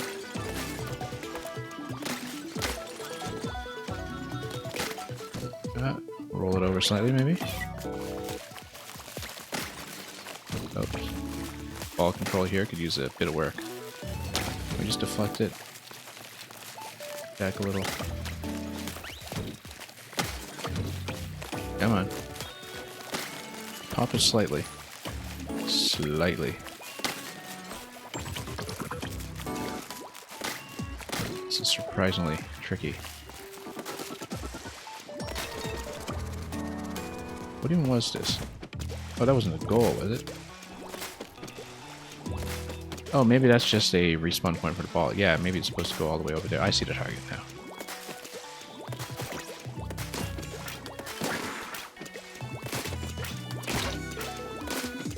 Yeah, I kind of wonder what stage variety will be like on this. 10 max chain. Okay, let's not fall off the edge. That's would be terrible. And let's remember that we can actually parachute around, which is something I keep forgetting we can do. Yeah, I guess that wasn't a target after all. I should have paid attention here. That's okay, we're still learning this. Then we have to kind of lower this.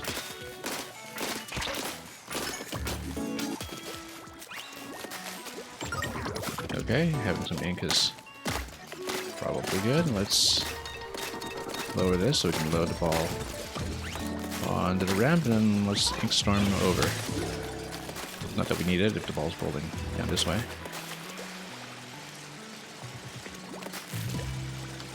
Alright, roll it.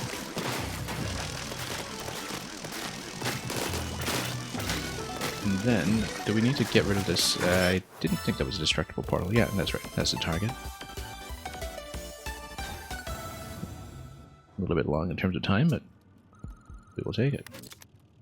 Oh, well, drone... Yeah, we don't, as a habit, do the squid rolls and surges nearly often enough for this to be too beneficial, I think, but the cash reward would be nice. Drone killer whale, though, we can kind of get Pearl up and running. Mobile drone gauge, just by moving. Yeah, except of course we've taken this chip before, so we're kind of building the initial bank. It's not going to be the most useful.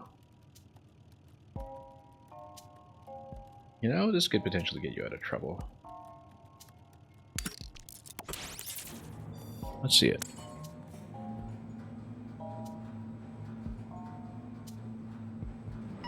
Let's try not to fall off floor 2 this time.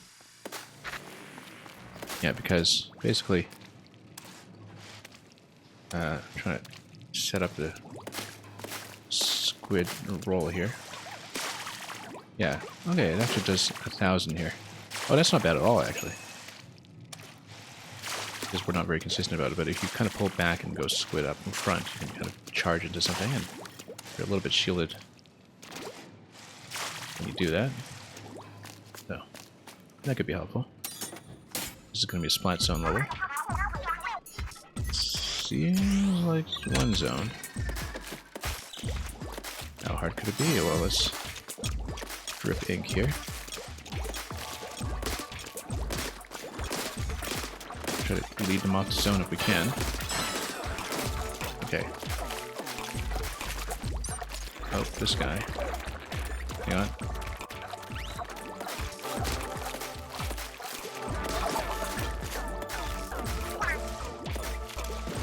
We should, of course, go back there.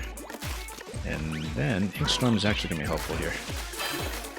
Because now we can gain control. Let's actually open this up.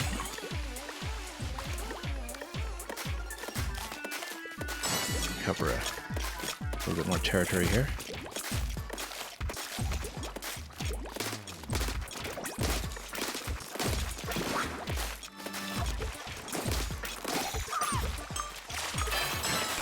Oh, didn't even see this guy coming. Oop, need ink.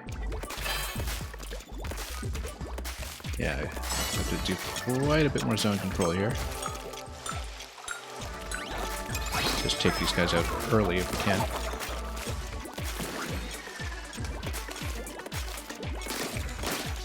Let's drop a sprinkler here when we have the ink to do so. We don't have the ink to do so currently.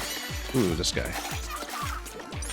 Yeah, these ones that are just spinning tops, whose name I don't remember, they can be a bit of a problem. Whoops, let's get out, get out. Big Storm, I think, missed where I was trying to take it, but Splat Bomb's going to help here. We really need to take this guy out though. Take him out on top, good. Remaining 12, that's okay, we'll get it.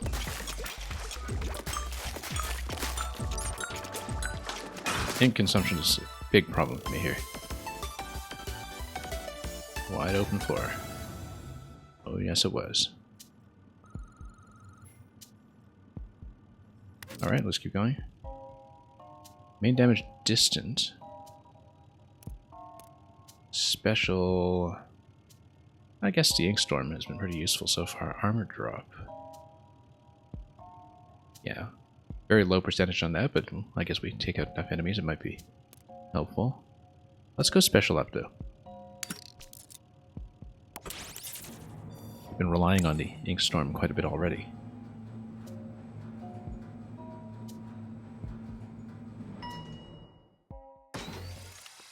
Best run on floor 2 is just a black mark already.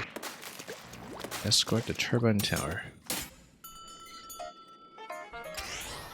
Okay. Oh, it's one of these, okay. And then we get sponges all over the place, which we should use. Because then I can actually get one in range.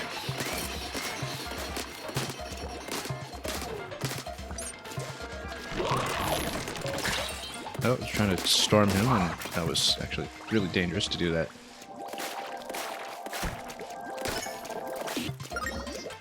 Okay. Did repel this forward quite a bit through checkpoint. You can see what a checkpoint marker is for getting it past the point of resistance. I was trying to do the squid roll against these guys, but that was a bad idea once again.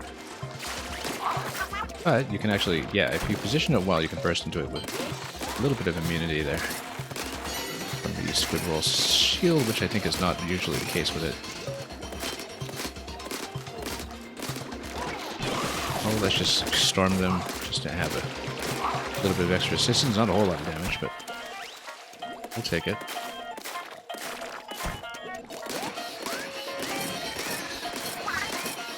Boom. It's going to begin in a moment. Here we go.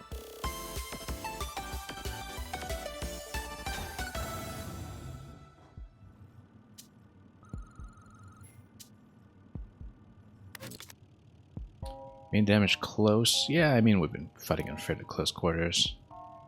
Drone gauge charge. Do we want to go hard right away? I mean, we haven't been doing that well. And of course, at this point, it's also masking what kind of floors you get. Gauge fill rate. I mean, given that we've been loading up Pearl with drone abilities so far, I actually kind of like that. Under 15% of that. Yeah, you know what? Let's do this. Maybe going a bit too heavy on the drone power so far, considering that we don't have to kill a whale on her yet, but... Pursuit. All out. Interesting. Now, what could that be, objective-wise? Defeat the fleeing foes. Okay, yeah.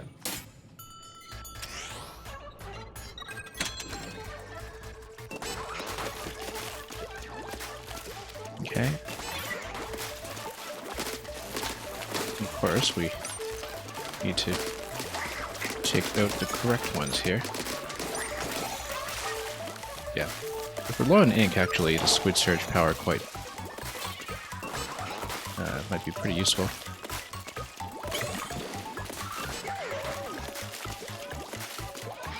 Just two fleeing ones here, so...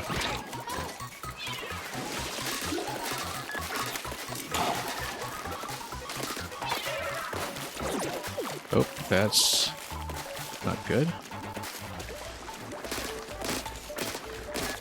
Where's my target? Didn't even see where it went. You know what? Let's head up here so we can get that bit of visibility.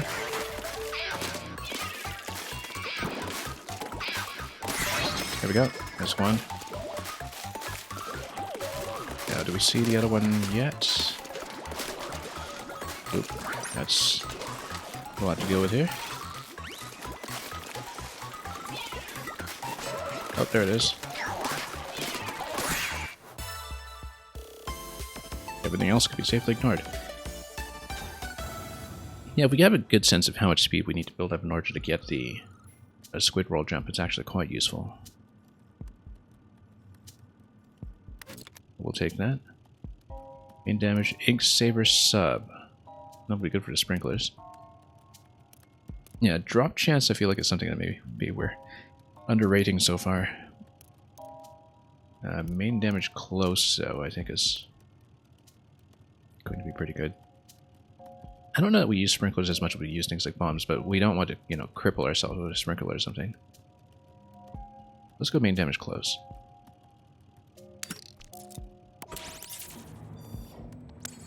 Just to balance things out a little bit. Oh, look at that. Wonder what kind of bonus this indicates to me here. That pearl icon on the side, whether that's just a reward bonus or something. Anyway, this is going to be another pursuit.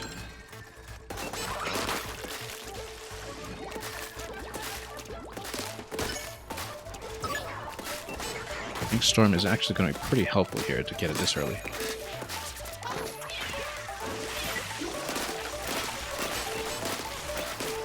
Ooh, wow, this platform shift all over the place. Didn't realize that. Oh, that was convenient, given that it just landed me right next to the guy I wanted to hit anyway. Oh, that was way too close. Get out, get out. Ink consumption is a big problem for me here. Let's sink here and recharge. There it is. Very good of Pearl to drop a bomb there, exactly when I needed it. Yeah, and you get a 25 currency bonus in pearls, which is nice. Let's keep going. We made it past the 5th floor. We've got pearls for clearing it. If you get kicked out after that, you'll start with 500 membucks on your next run. I don't know what the membucks are for yet, though. Ah, vending machines for them. Okay. But then you cash out a certain amount in pearls anyway if you lose, maybe? Seems so. Wait a while to get past the 5th floor and every run if you can, yeah. Let's make this the run where we reach order and blast it to bits. Now, what's this about a vending machine? Anyway, rush attack sound wave. We don't have the killer whale yet, though. Ink damage. You know, just standard damage might be very good here. Rushing attacks like Reef Slider, which we don't have. Yeah, ink damage I think is going to be it. Against anything that happens to be grounded, especially because we do have the sprinkler that synergizes well. Potentially.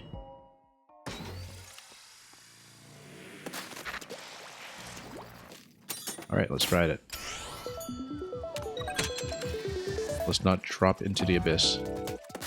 That was a sad way to go. Now we do need to deal with the slopes here. In this one.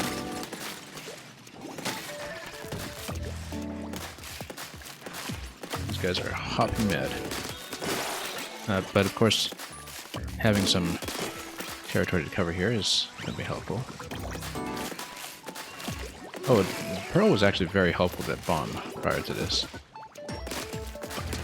In terms of just launching the ball way over the next time that we needed it for. Yeah, still getting used to the parachute. The additional jump input. Oh, it's right here. Pull it in. Yeah, Pearl basically solved this one for me by bombing the ball up a whole step. Which is why the buffs on everything to do with the drone seem to be fairly helpful here. Hindrance damage. Slowed by ink or toxic mist. I mean, we don't have toxic mist, but we do have ink storm, which might actually be useful here. Drone kill a whale on something that's supposedly hard. That's a significant currency boost. Well, we don't have killer whale on her yet, and we are speccing into a lot of drone assistance, so we should take it. Take some risks. Not a lot of manual control over this, obviously, but... Danger magnet bowl, do we want to know? Yes, we do. What is this? Destroy the portals? Okay. Can't be that bad.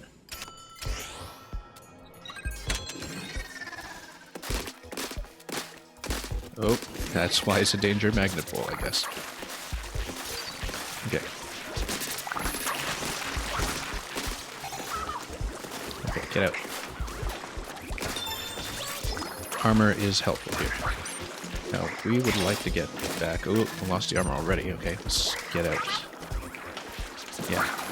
The turfing has not been very good to me here, and we don't want to get bumped off the edge, as we know from those enemies. We need to get out.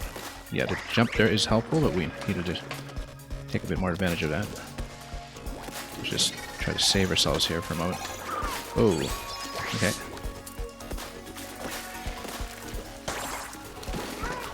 Okay. Didn't really even get close to the portals.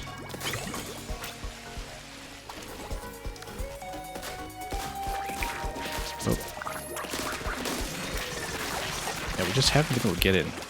And unfortunately, it did completely restore, so our initial damage against it was not going to be that helpful here.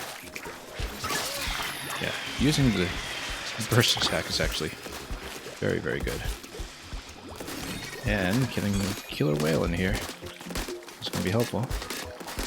Let's try to maintain position here with the ink storm, just so we don't lose too much territory. Yeah, we actually are only on one life. That's something we should have noticed.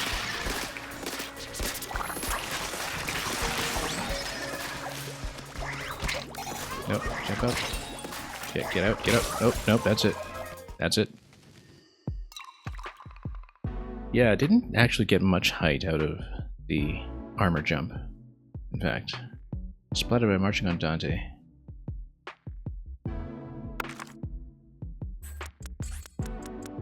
Okay. Could have been worse, I guess. What was this? Yeah, you get a fair bit per chip. Remaining membucks. Yeah, remaining membucks just gives you points.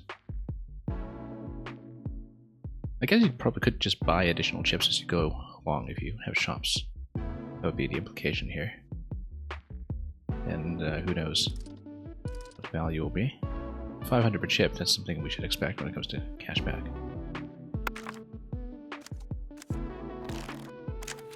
And so yeah, it looks like you divide by 100 for pearls. Rounded up.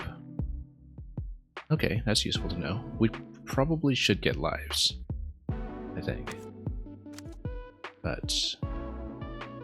or just continue buffing defense and, you know, survivability.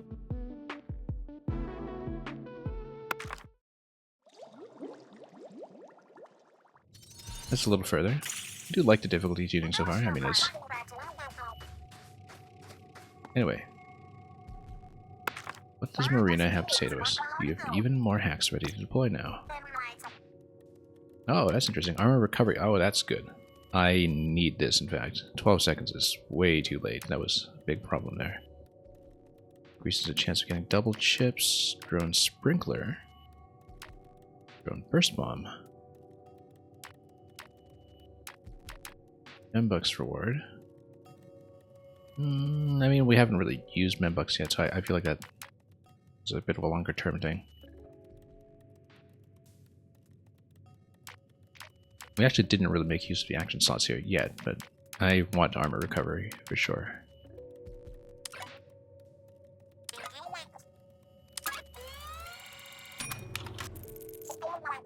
And we might even want to buff it further now, but let's just take a look. Max armor, I mean, we haven't really been raising the cap on that, because we just lose it immediately. Damage reduction might not be a bad idea. Lives, of course, would be good. What could we afford at this point? You know, let's take some risks here. We're learning this as we go. I think it's better to... yeah, have... that's a pretty significant amount of damage reduction, in fact. I kind of like that. Let's take it. And then after that, you really get into diminishing returns. But yeah, getting it down to ×1 is very significant, it seems. Given how bad it is initially.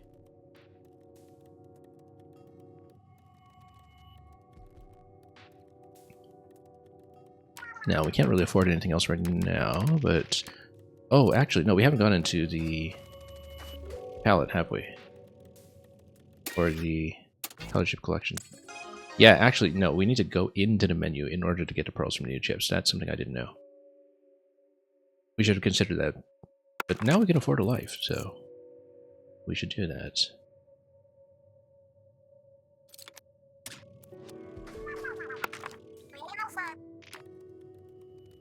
Drone action slots, etc. The double chip rate is nice, but at this point, actually, I think lives is a good idea.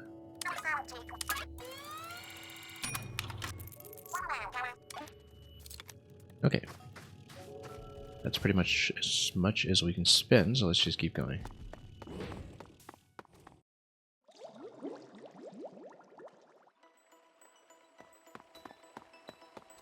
And...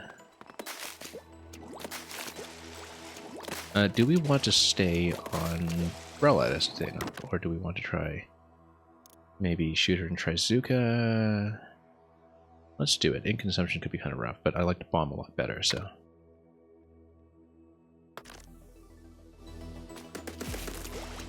yeah, it probably feels a lot more comfortable. I am more accustomed to shooter weapons anyway, in general. The thing to watch out for, of course, mainly is the ink consumption, because bomb just does so much.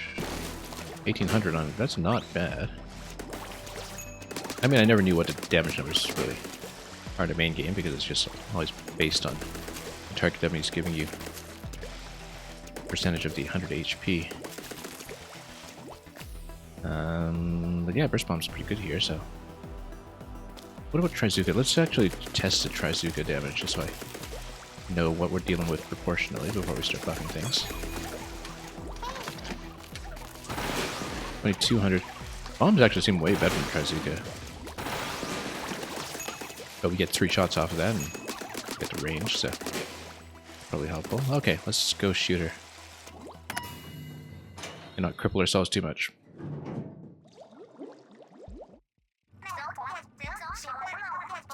Oh, okay, since we cleared the 5th floor, we get some initial currency.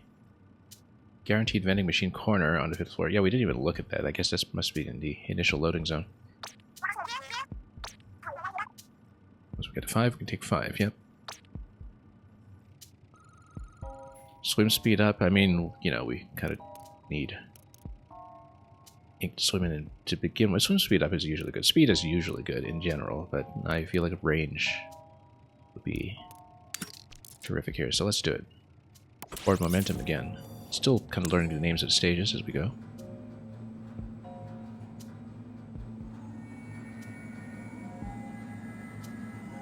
Let's keep going.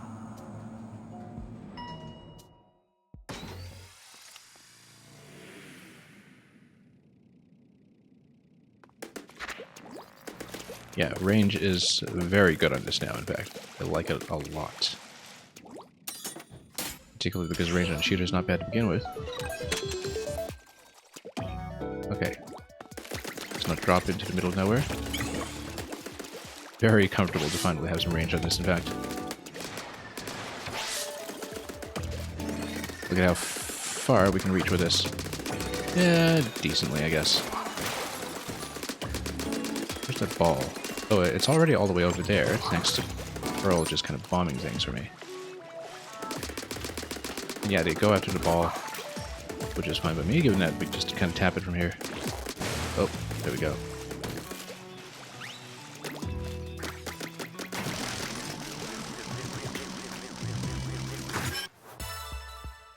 First 4 down. And you do get a record time per floor, or maybe it's per stage. It's probably per stage. I'm not exactly sure. But it updates the time anyway, and I don't know what the record is compared against. It must be per stage, given that we had done this one previously. And I wonder if the names are always just unique stages, or whether there's any additional randomization to it. We'll sort of learn how to read them with time, I suppose, and there is going to be some difficulty scaling as well. Anyway, yeah, because stepping stones we've seen previously, so I guess maybe if you go for the question marks, then you see new stages that you have not experienced previously, and maybe that would be something that we want to go for. Drone batteries, currently we have none. Having some would be obviously beneficial. Let's just see it. We want to spread out as many chips as we can initially, just to get a lot of the Pearls upgrades from chip collection. And just to, you know, play the meta in a way that will be beneficial to the long run, because we're not expecting to do the full run that soon. If we keep picking the hard stuff along the way. Oh, okay, no, we actually just need to strike the ball in there. A bit low in ink here. Yeah. Well, let's boost all of this. Ryzuka is available for when we want it. One left. Let's go back and boost it. One of Trizuka might be overkill. Yeah, these guys just try to deflect the balls. Oh no, we can just roll it into this corner. Yeah, that's what it is. Because you just have 2 destinations for them. That's easy. Well, I mean, second floor is going to be easy enough as long as you don't just take a dive off the edge. Yeah, again, we'll have to steadily learn the floors by name. Main ink coverage. That's one that we've gotten before, but the normal cash reward is nice, so.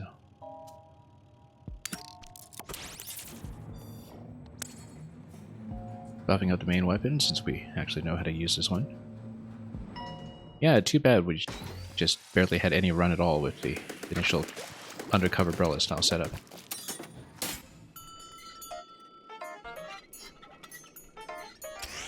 Okay, interesting that we have to set it up over here, and okay, we'll take these out. Fighting a little bit close, considering the weapon here.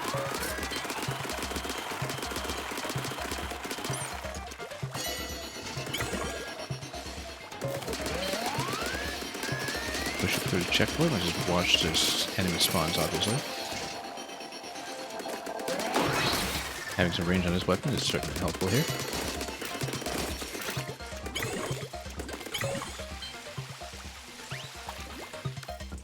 Okay, and then we actually just shoot this on the side over here.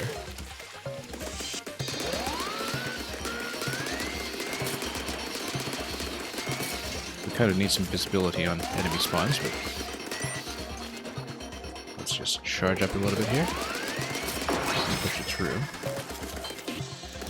Yeah, past some of that checkpoint resistance. But remember that we no longer have the Squid Surge's Squid Roll buff. I guess we're kind of ramming the enemies with that.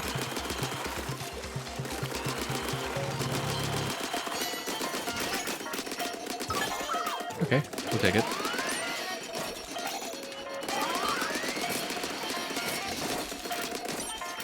Yeah, it must be a speed record per stage, and perhaps each stage kind of innately has a difficulty rating attached to it, or it just has some, you know, internal scalability of its own when it comes to enemies spawning and anything else. Turf Lucky Chain. Oh, I like that. Because then we might have a realistic chance of sustaining any combo at all.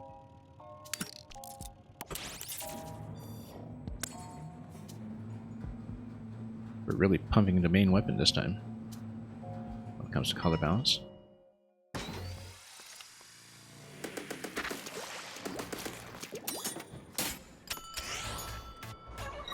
Okay, defeat the fleeing foes. Let's try to corner him here. Easy. Really quick, actually. Yeah, let's take some of these out.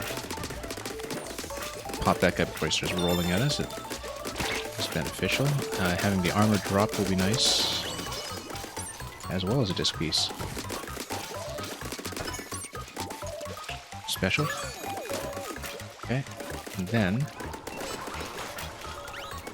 ooh, I could just Trizuka this guy. You know what? Trizuka is going to work very well against him. Very, very well. Yeah, so that's the same stage as we saw previously. Rising Ground, hence a new speed record. Let's keep going. Back to floor 5. I guess we get to buy something. So the thing is that exclusive to playing 5th floor? Oh, these don't sell drinks, but for a few membucks you can restock lives or buy color chips. Restock lives is kind of nice. I mean, I guess that's the benefit to having a cap of more than one life. Oh, and you can even swap the bombs. I kind of like what we have currently, though. If you hit one up, there's one less risk you take on your way up to Spire, but also one less reward.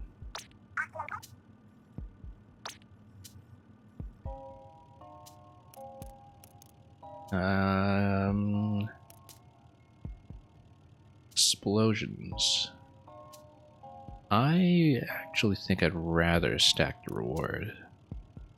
I mean, you know, it'd be helpful to see what kind of prices we have here, but we don't need lives right now. We don't really want to sub the loadout just yet, although that would have been useful if we were playing Brella, given that Sprinkler wasn't too much of a help there.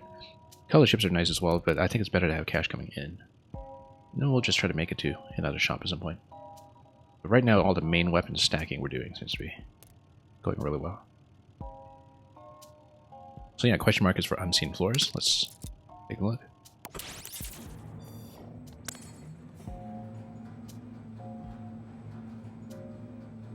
Again, we're kind of playing the meta to some extent right now. And I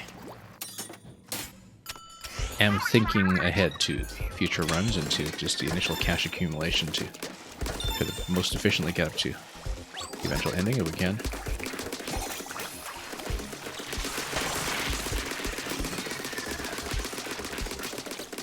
And let's walk around over here. Whoa. The slope here might not be too helpful, but having that burst is nice.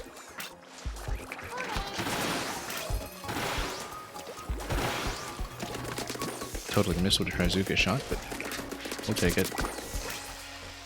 Where even is that portal? Here it is. Okay, should be an easy one to take out. Let's just focus it down, actually. That'll be good. We get a Pearls bonus for 5th floor, so that'll help. I like the splash radius. Goes well with Trizuka, in fact, so.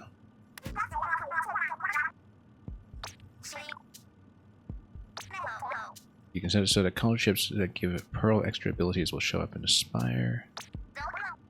Right, for the alternative bombs, etc. We do have the action slots, we just haven't really filled in Pearl over this run. She's not really assisting us at all right now, in fact.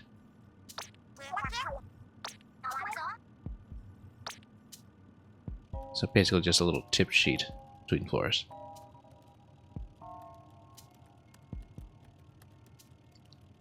Well, we've done so much main stacking here.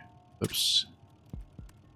Can we see the palette? Yeah, we've done so much stacking on the most common tone.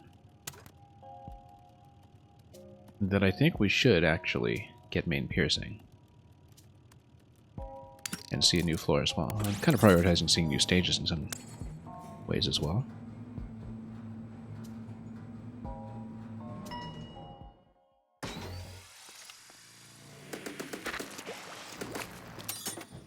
Okay, let's go.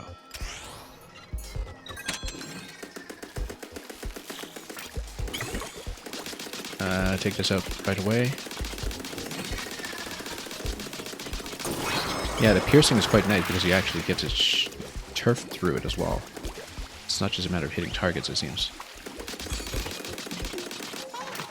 Trizuka these guys. Maybe even Trizuka the portal if we can. We're able to get this right away.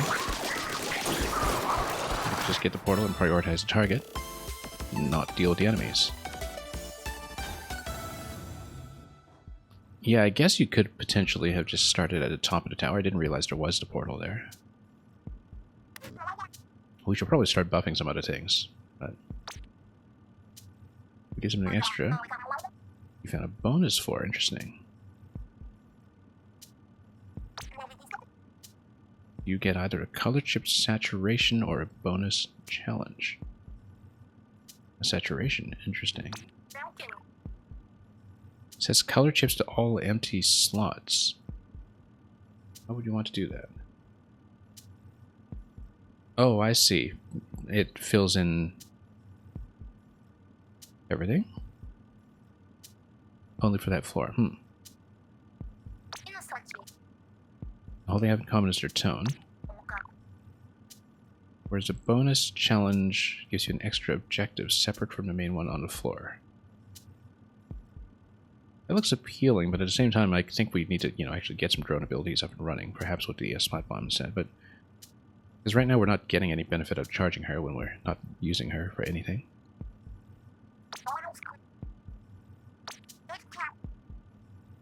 I was seeing a downside here. Well, we'll see.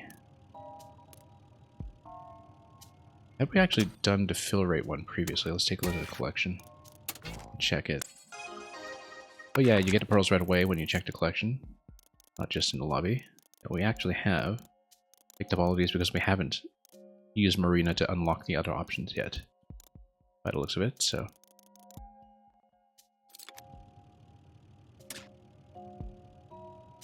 Well, I mean, first time through, we might as well see it, although we're not really using anything on Pearl right now. No, I think it's better to actually give her some abilities right now. Because we don't need the Membucks as much as we need her to just do some outgoing damage, so let's do this. We'll check out the bonus at some other point.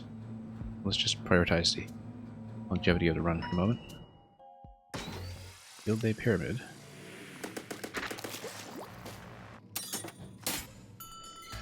Yeah, the pyramid ones are, well,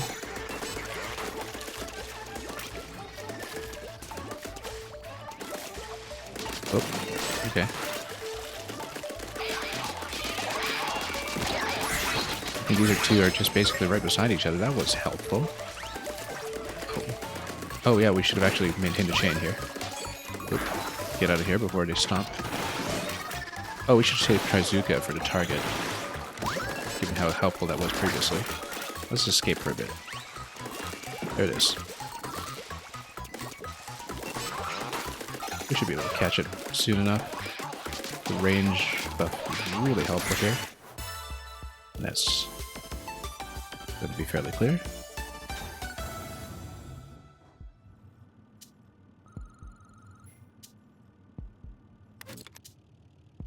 Poison Ink, main damage close, rush, knockback. We haven't really used any rush attacks yet though, so... I mean, the cash is nice, bonus is nice. Doesn't really synergize. On the other hand, it is a new card, so... let's stick with main for now, just to really take advantage of the fact that we're stacking the main weapons as much as possible. Careful aim, interesting.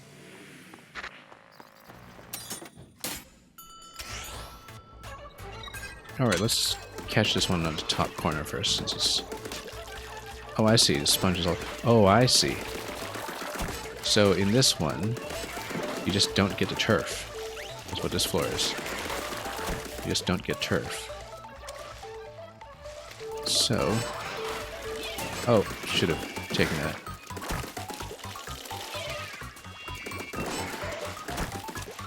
That's okay, we can refresh them over here.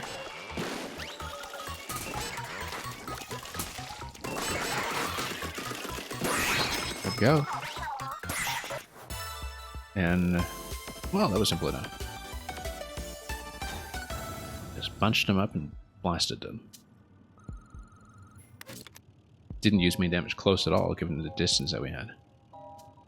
Given the bomb, Inksaber sub is a pretty good idea right now. We already have Turf Lucky Chain Hardly, so in spite of the fact that Hard gives you much better reward, I think it's better to build properly here. Yeah, definitely Inksaber, I would say. Although swim speed is always great.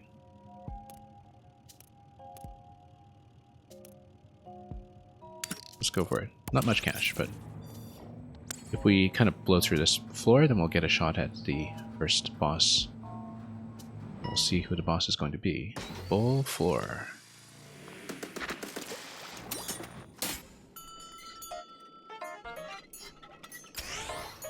Then, yeah, this is actually probably going to be pretty simple. Let's just cover some territory here in advance before we start to go for that. And then, I don't know if this scales with damage at all, but we do have the benefit of, well, just the close damage here.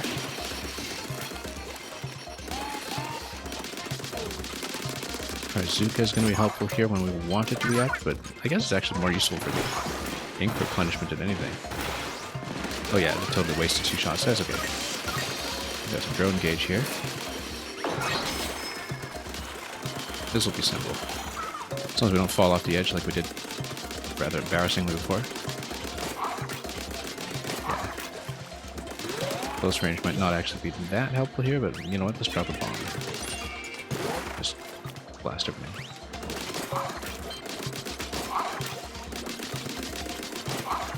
Okay, let's punch it in. Need some ink here.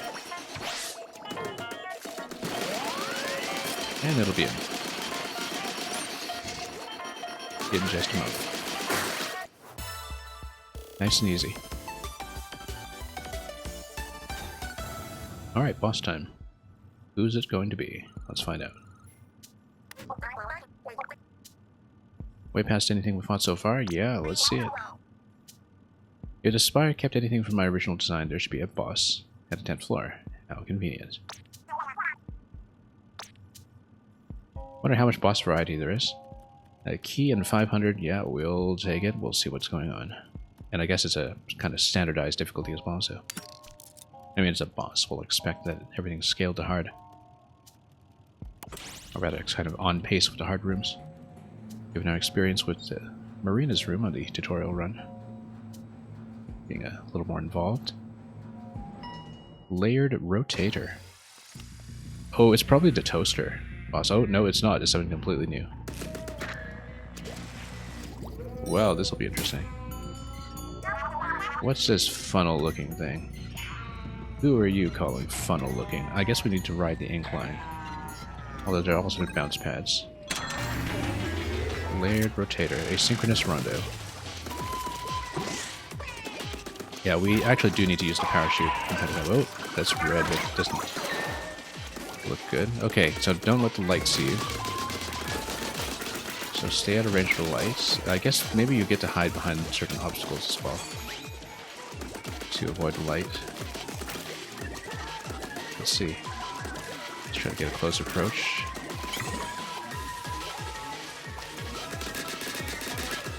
Yeah, we basically just hit this target directly here, and then we rotate around quickly. One down. There's a whole lot to work with.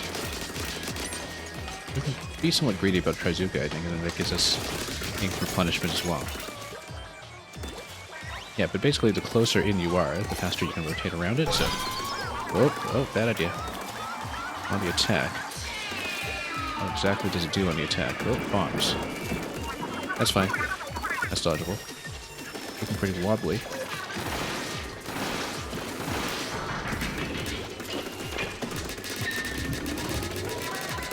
I don't know if that was actually that helpful. And then, with every damage phase, we can deal with some enemies respawning. Oh, need to jump out of that. It's not very long range, though. Whoa, okay. This one, right? That's okay. Pretty manageable pattern, actually. Very large-scale boss. Oh. Yeah. Okay, maybe we shouldn't just hit the base yet. The base actually just does a bit of ink damage, and it's 100 points there, but we do need to shoot it on the outside. Let's try Zuka going once again. Oh, that can't be good. Let's stay behind. Okay, that's not too bad. Oh, that's okay, a little bit worse. Ah, that's a lot of incoming damage, actually. Okay, now we just need to watch its movement to see what to avoid. Oh, I wonder if we could have just gotten on top of it. Which face? Any face. You know what? Kazuka.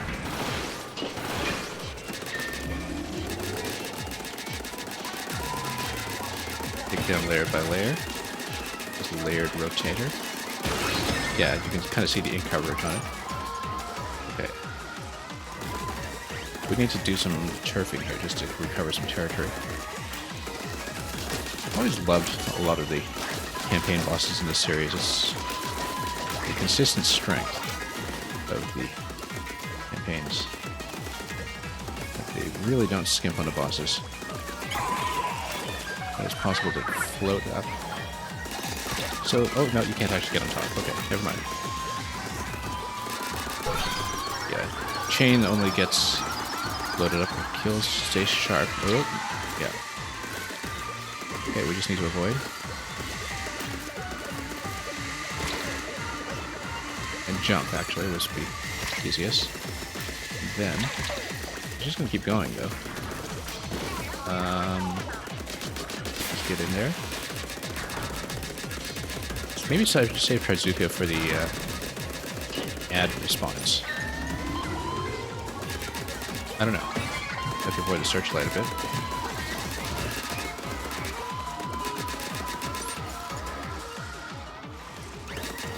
Searchlight is spinning quite quickly here. Let's hide for a moment. Yeah, it's a pretty quick rotation.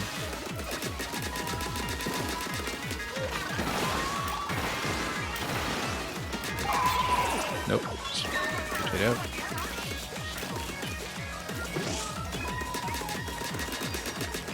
Oh, this guy's trying to nip at my heels a bit. Hide. Oh. It's rather too close.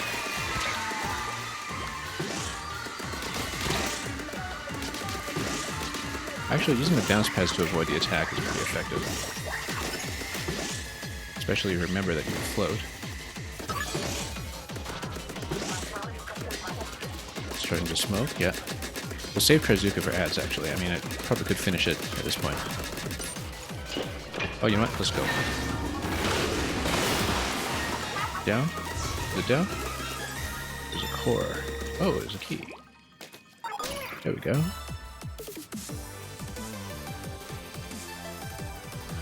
The layered rotator is down.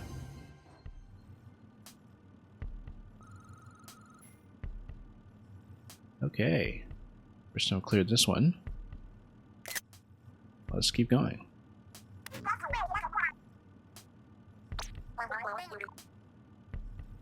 Got the locker key, so we'll get some kind of additional loadout.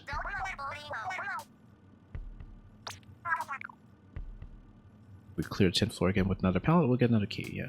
Oh, with another pallet. So maybe I only unlock one per pallet? I'm not exactly sure.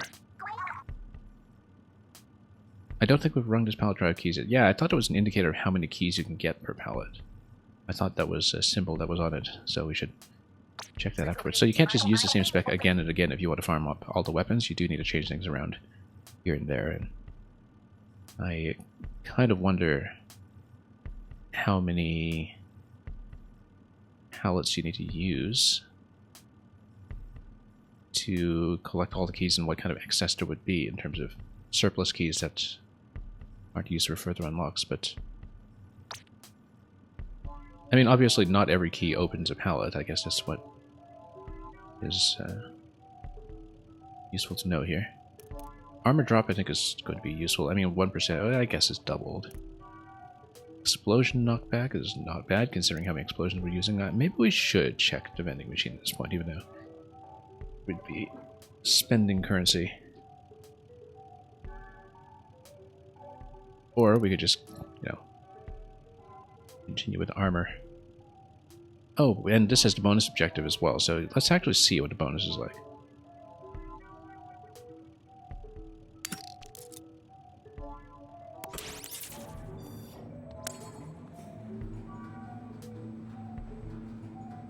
Since we haven't actually done a bonus objective today, just yet.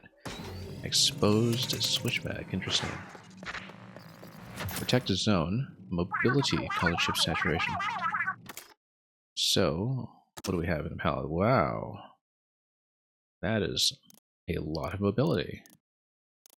Rush attacks aren't really going to be too useful here. Squid attack is, yeah. Oh, actually, no. Rush attack is going to be useful here in conjunction with the other temporary chips we have. Mobile ink recovery. So yeah, we just want to move around a lot and search everywhere we can and see where we go from there. I mean, let's test things out a little bit.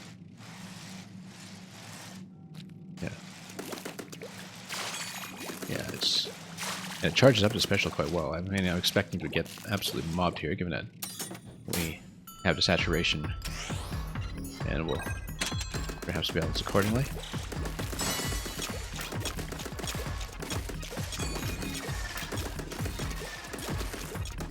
Oh yeah, I guess you're not told in advance whether the bonus is going to be saturation or an objective.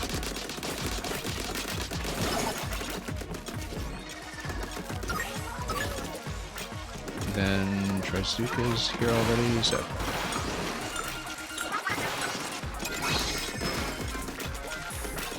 Okay.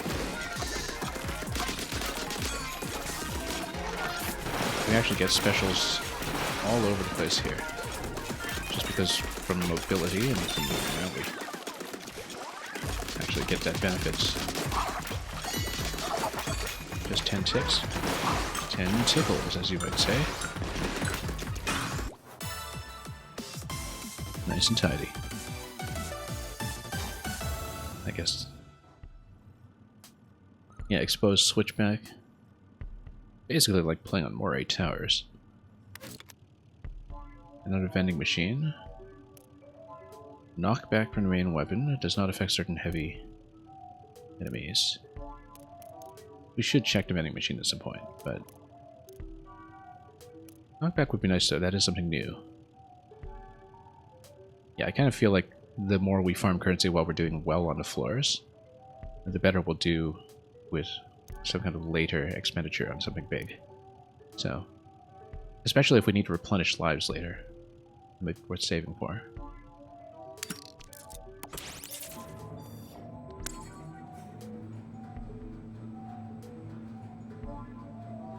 Okay, let's see how we do. Danger magnet uneven.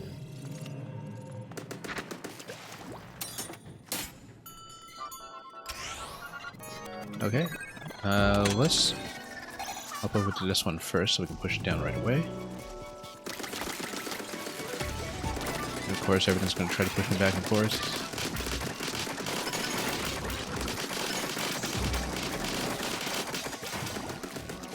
And we've got a lot of drone cards over here, that's good. That means we basically drop a bomb on Pearl right away, which is useful. Yeah, we're kind of out of ink, so we'll get Trizuka going when we can, but the moment, let's just splat everything we can. And yeah, the knockback actually kind of helps here. The ball doesn't go over, but the enemies do. So, of course, we don't want to get knocked back ourselves, so let's watch the edge here. But it is quite helpful, actually, just keeping them at a distance. Haven't even had to use Trizuka yet, but the armor drop is quite nice as well.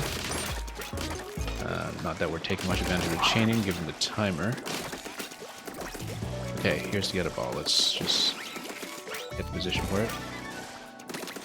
Yeah, we're doing some turfing for the chain as well, but we do need to cover new turf in order to take advantage of that, so this should be simple. Oh, come on. Roll into position. Roll into position. There we go.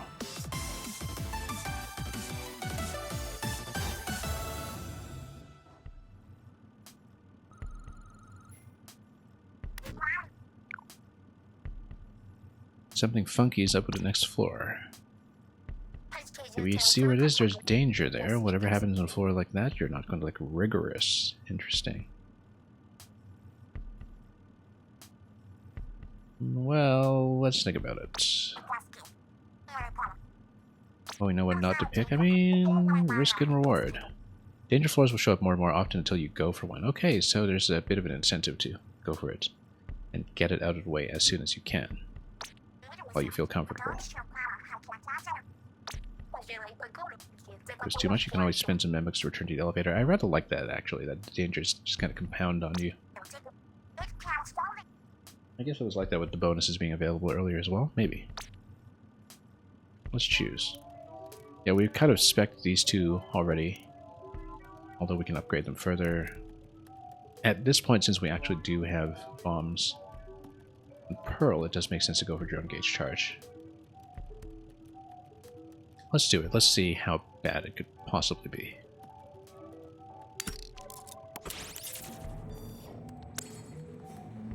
Feeling pretty comfortable with the current weapon set, much more so than we did with umbrellas. But we kind of knew that, just from experimentation. Unreasonable shelterless. Oh, destroyable. Ooh, ink coating. They got the ink all over the place. Okay, so we need to... Yeah, basically the enemies start with a total turf advantage, and we need to play around that, which means we should probably start on high ground and go immediately for the first portal. We can't really start on high ground, but we can just turf as much as possible. It's probably the way to do it. Just go for turf first. And just establish some territorial control. Whoa, we're in trouble. We're in trouble. Okay. That's good. We have a life. Last life. Well, I mean, we kind of asked for it. Need to do some bombardment here, perhaps. You know, lowering this platform actually is perhaps helpful, because then we can... Yeah, basically we squeeze the enemies in a lower level out of position so they don't approach us right away. Oh. Yeah, because otherwise we get mobbed. Completely mobbed. Okay, we're very low on ink right now. The ink consumption is a huge issue.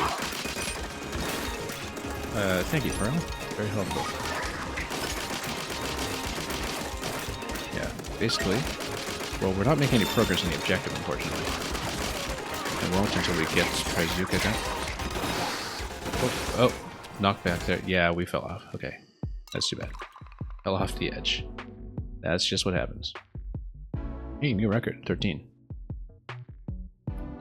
And we got one key off of Agent 4's palette out of a maximum of 3.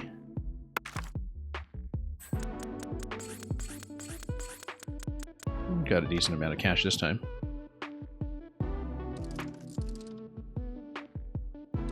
And yeah, it's just 500 per card as usual. Tone chain bonus. I guess that is per floor, I want to say. Yes, that's right. Okay.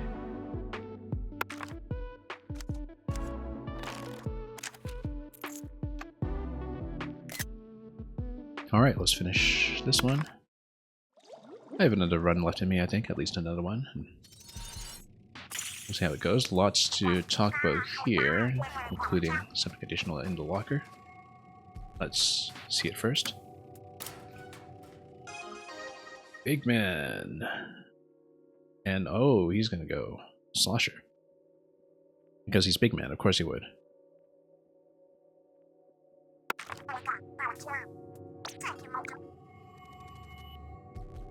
And that's... Is that Lamb BGM or Ian BGM? Alias is super fresh. Oh yeah, Big Man. Okay, BGM. Yeah, I thought it was like background music or something. He should have just gone to that stage name for everything. I guess they have a history. Are you telling me Ian BGM and Big Man are the same person? Oh, I see. No, it is Ian BGM because that's an anagram of Big Man. I wonder how that comes out in the localization, whether that's kept for anything else. Yeah, Ian BGM, Big Man, same thing. Come to think of it, the glowing doors in these lockers seem to indicate which ones have pallets. I guess, you know, he's hard to miss as a character. Getting lots of pallet signals in there, so keep switching up pallets and collecting keys. Okay, well that's it for that key. Let's first of all check the collection and the field guide as well for... Yeah, asynchronous rondo, we do need to beat him multiple times. And there's probably some boss rotation here as we go. Yeah. Maybe these are also all bosses. Yeah. So, pretty tight set of enemies, but, you know, quite a lot going on in the stages to make use of them. Not a whole lot of new material here, though. But enough to get us up to 140. Alright, Marina, what have you got? More flexibility for Pearl would be nice, of course. Broken armor speed is nice. Because that way we don't get completely locked down. I like that idea. Floor reset. Oh, that's a reroll. If we don't like anything. I think we're too early on to really be picky about that just yet. Drone gauge splat charge. And turf charge. Yeah, the thing about the drone gauge is that, you know, we need Pearl to basically have something worth charging to begin with. Let the Pearl drone generate items. I do like that. Because then it's kind of gives me recharges. Learn what boss you'll face before the fight. I don't see why that matters. We just have one boss available and we have to face it anyway. Unless there's something that we can do to spec for it in advance. Yeah, I guess if you are shopping on the 5th floor or something and you want to spec for it.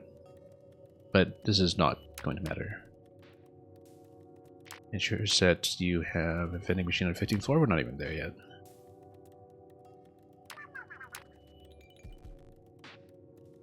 Normal floors and easy floors. So okay, that's only if you want to have an easier time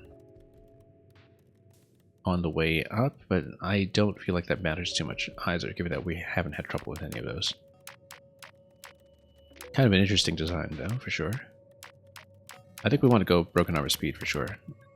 Max lives, the next one's pretty pricey at 90. Reduction at 100.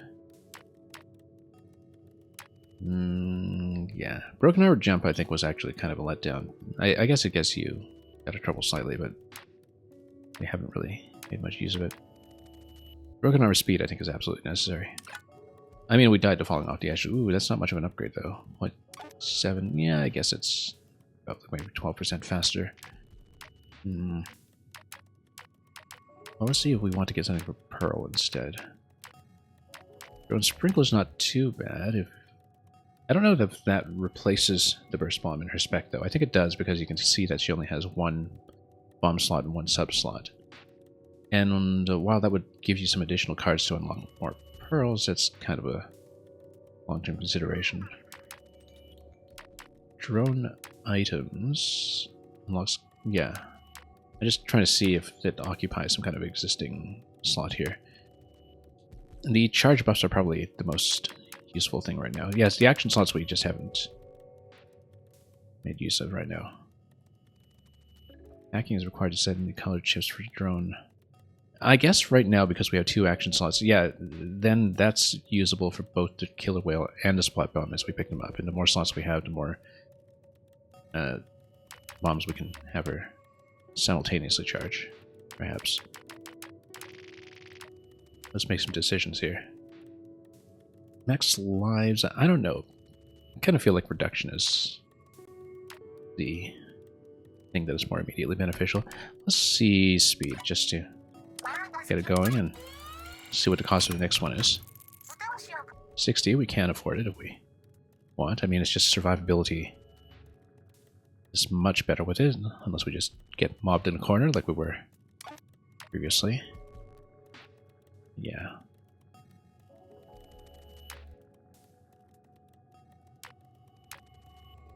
I wonder what the height is like. 1.2. That'll take a while to get up to a useful state. Damage reduction is going to be immediately pretty good, but down to 0.9, I don't know if that's going to matter too much. Lives are likely to be the most impactful thing right now. But of course we lost both attempts to the same floor earlier, so might not actually be that useful. Max armor might be good, finally. Plus recovery. Yeah, right now I think I'm mostly concerned about survivability. Ink mine would be nice, though. Let's see, if you have this, then you have an additional 70 to work with. Yeah, maybe so. 80 here. Gives you 30 to work with. I think we want to go probably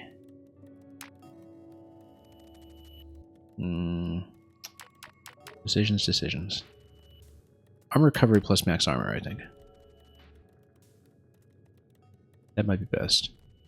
We'd still need to draw armor as the thing we can pick up along the way when it comes to item recovery. Do we have something that costs 60? Broken armor jump, yeah. Broken armor speed. You want recovery or speed? Speed gets you out of trouble. Let's go speed. Because broken armor speed is just, you know, we can get it up to full speed eventually. I guess there's only one upgrade remaining. You'll never get up to the full speed, but it's going to be. Going from 0.6 to 0.8 is still going to be kind of a 30% increase. That's going to be good. Anyway, let's do maybe one additional round. We can try it with a slosher. See what big man's loadout is here. Like, ink consumption is going to be an issue, but then maybe the color chips will fix that a bit. Let's do it. Try things out.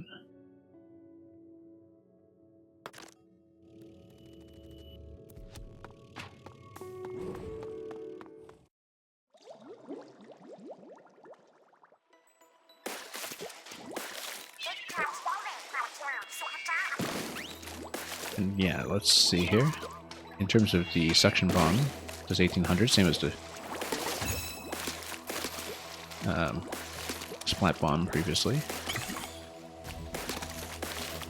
Yeah, a lot of good damage on this actually. Need to estimate our range a little better on it, but I'm going to test out the special as well, just to get that sense. It's triple ink strike.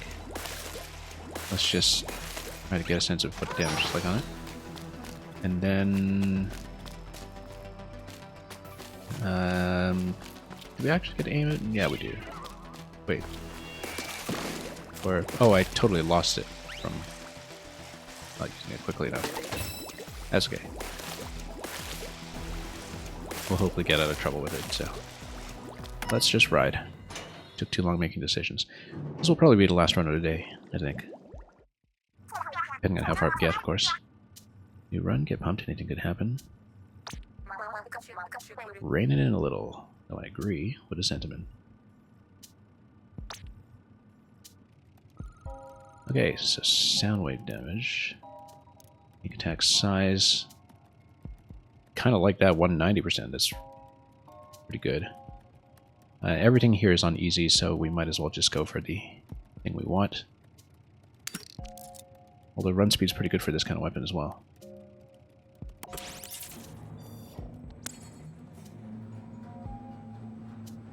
But, you know, being able to hit things is naturally going to be beneficial.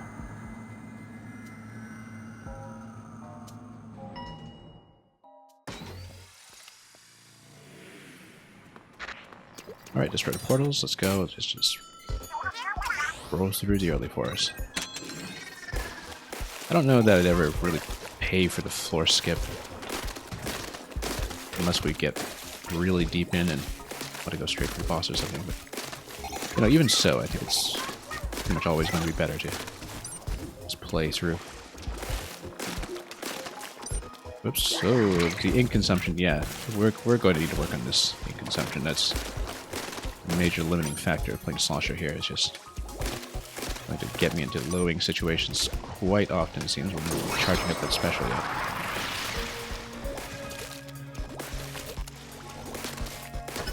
We need to be actually comparatively precise about it, just because... Yeah, broken armor already. Ooh. First floor? Really? Yeah, the ink consumption is actually a big problem on a Slosher. Are we seriously going to lose on floor 1?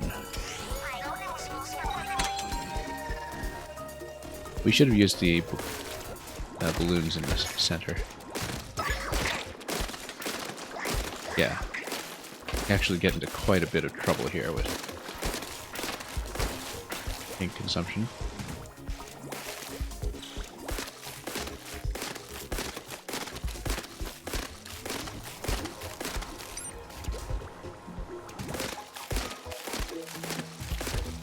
Anyway.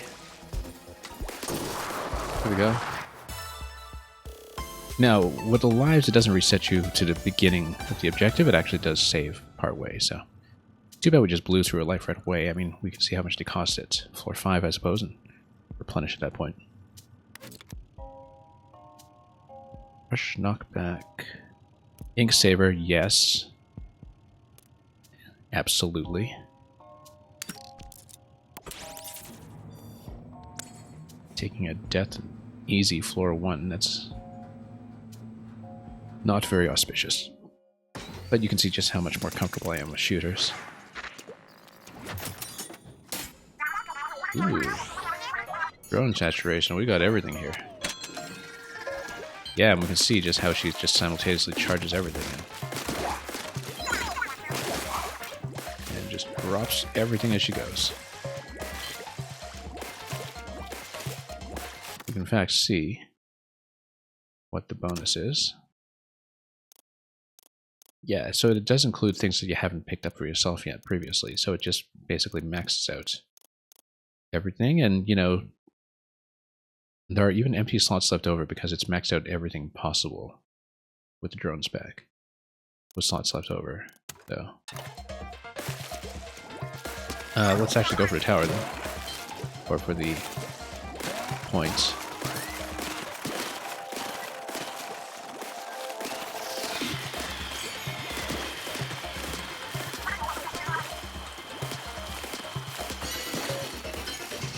Okay, let's push it through.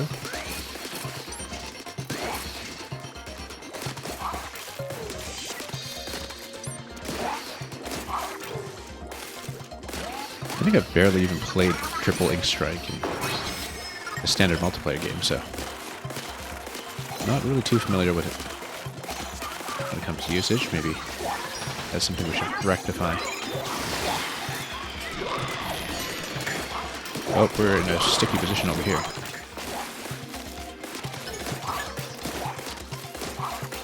Where were we? Oh yes, standing up.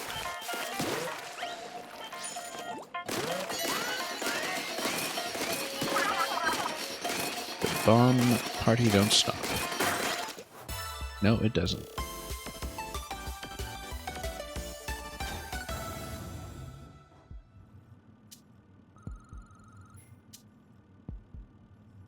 Okay, ink save remain is going to be good here. Disc piece drop. Did we ever actually pick that up? Not sure that we did. Did we ever pick up swim speed up? Let's take a look at collection. I'm not convinced we ever did pick it up, actually. Let's take a look here. Swims. Yeah, let's go swim speed then.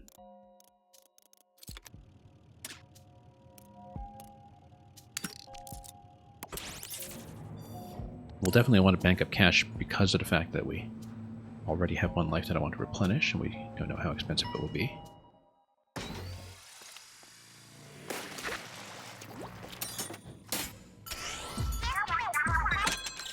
Alright, let's play some zones. And we get a pearlescent taking this time.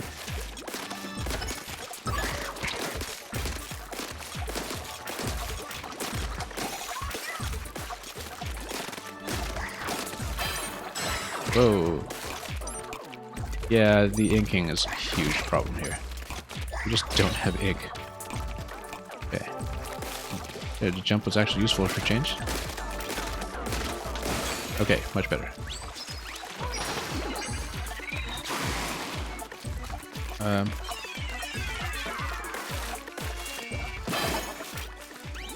Yeah, actually having the suction bomb be within range of a flying enemy who sprinkles all over, that's pretty helpful. A lot of time on his own left, though.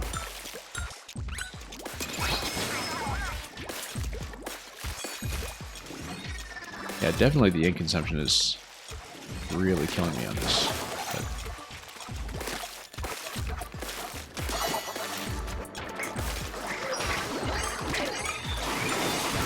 okay, just clear the area. Yeah, shockingly close range.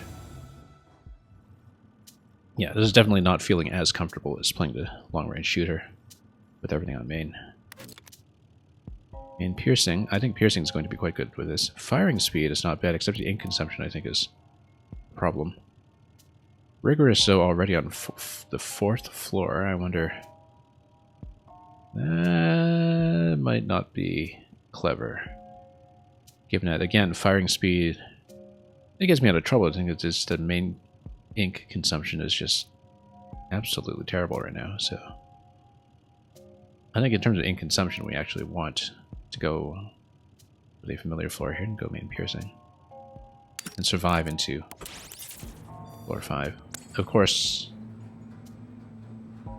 with a rigorous floor already, we are going to see that compounded us over time, but we want to stack up on the additional life first on floor 5 before doing anything else.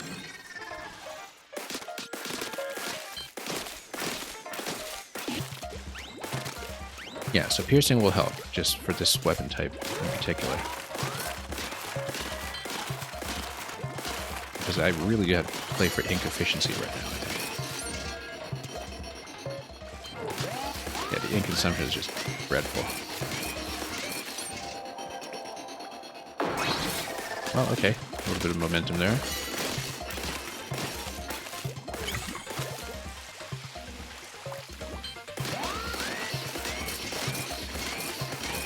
Push through this way. That's checkpoint 2.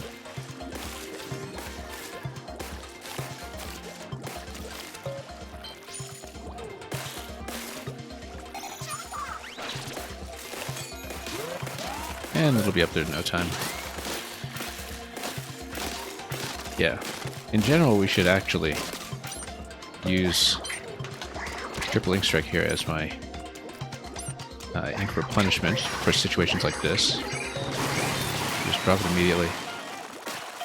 Mostly just so we can get the main ink back on.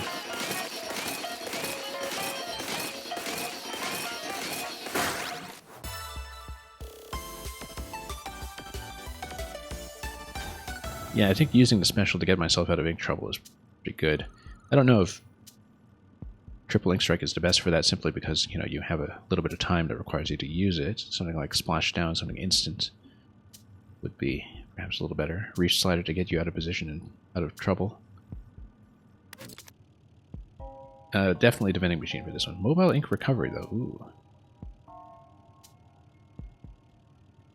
I kind of almost think we should take the risk of going for this because it's just so much better for what we're doing here. I mean, you know, we'd be giving up on buying the life replenishment, but... Can we actually see the map? Or not? No, we can just see the previous room here. We can't see the map, okay. So... Maybe we should see how much the lives cost. But ink recovery... Yeah, we need ink recovery. Like, we have so many ink problems here.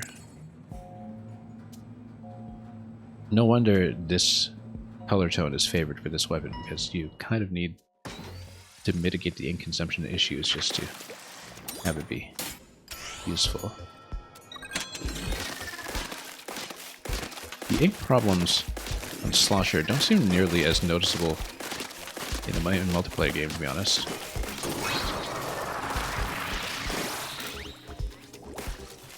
Yeah, this feels much more comfortable with a double.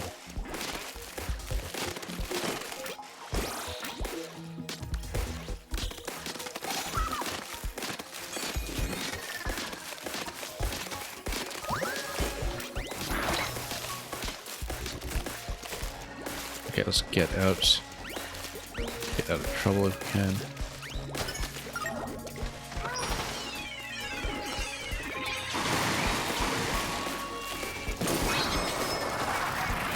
Okay, it's a little better. Let's go over to crate.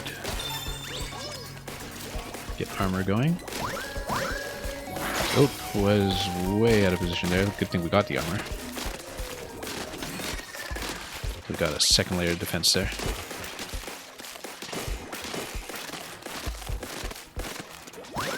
Oops. Yeah, we should not fire willy-nilly quite so much. That's the objective, though. Got it.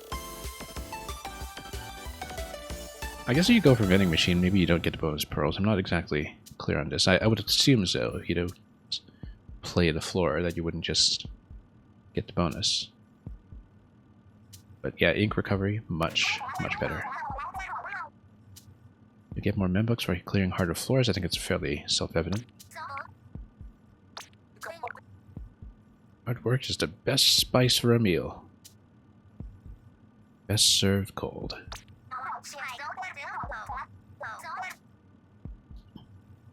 Oh, that's ancient history for the octolings here. I guess octolings have weird old men too. I don't think I know what they're talking about. Anyway, special charge up, max lucky chain. At this point, given that we have access to a vending machine, we do in fact want to spend on the life and skip floor 6. Yeah, we've got a fortunate vending machine here. We'll take it. Absolutely. That's the vending machine. That's our mission. Oh, only 60. That's cheap. Armor drop is good, of course. Ultra Stem. Ultra Step, I guess, gets you out of trouble, but again, it's something that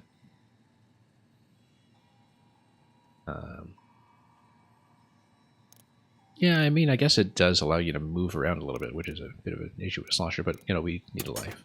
Can we buy multiple items, though? We can. Which tells me that we should, in fact, go for... Yeah, I think given the way that I'm currently using the special, switching to Ultra Stamp might actually be a good idea. Because right now the issue is that we're kind of getting stuck in position.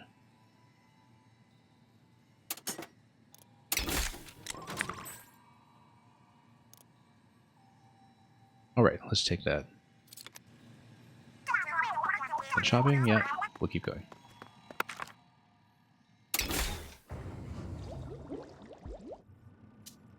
And of course, if you get a color chip, you basically get that 500 point investment back at the end of the run. I guess it's not the case for replacing the special.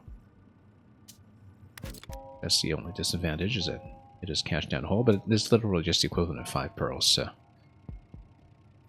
maybe not too much of a problem here. Hard with even more mobile ink recovery. I like ink recovery for what we're doing here, so. Lucky bombs. Let's go hard. We're still in the early floors, I'm sure we can do it. Even though I feel like we're swimming uphill a little bit with this weapon. Can one swim up a hill? I guess in Splatoon specifically you can.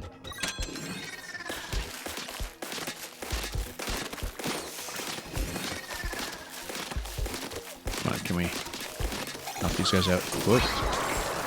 Okay, good. That helps. You're doing great, eh? And we'll save the stamp for when I actually need it. Armor break, that was not good. I wonder if armor resets per floor like the special charges do. I would assume it does. And we'll let that guy jump, sure.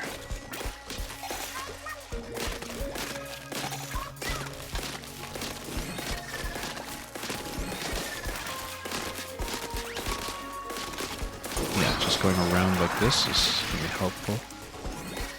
Then, yeah, pushing those from time to time is also helpful. Let's find the last objective. Oh. You know, maybe actually using the stamp is a good idea at this point. Let's find out where we're going, though. Oh, it's down here. Okay. Let's just use the stamp. And then maybe we can pop that with the stamp. While keeping the area clear. Okay. I don't have that much experience using stamp in the main game either, so. But yeah, lots and lots of ink recovery. We'll just snack that thing like crazy. Maybe being a little paranoid about that one, but lucky chain window, that's sort of like a cash investment in later. At this point we should charge the drone. How are we doing for the drone anyway for this palette? Apparently we don't have anything on her. So yeah, lucky chain window. Item drops are pretty good here. We need replenishment generally, so I think we'll go for this one.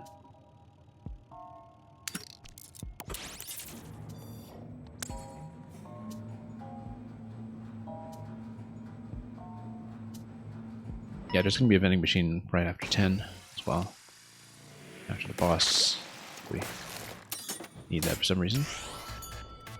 Oh, this is defeat the fleeing foes. We can do that, probably. You know what, let's just chirp the top here for a bit.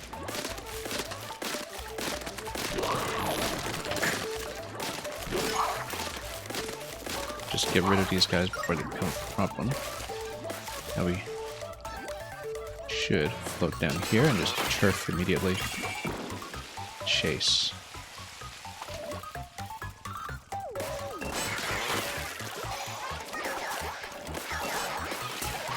Oh, having them bunched up together like that is quite nice. 2 of them. 1 left. Who was it? Let's go back up and get some high ground here.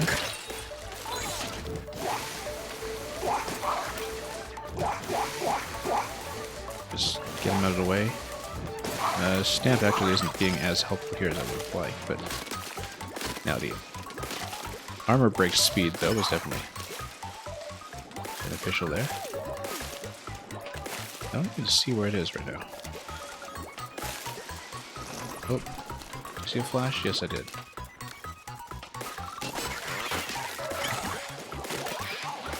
Up, down, and destroy it. Here we go. It didn't even spot it at first.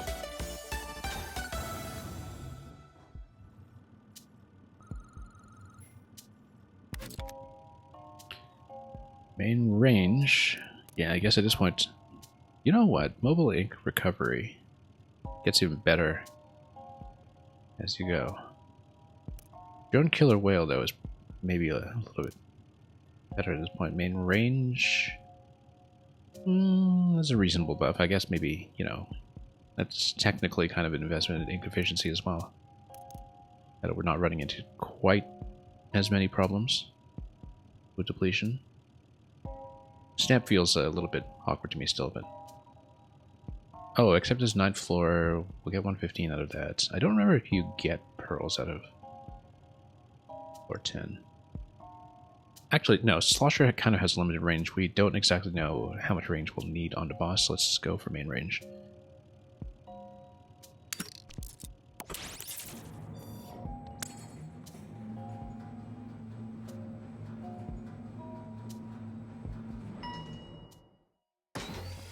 Pull out floor.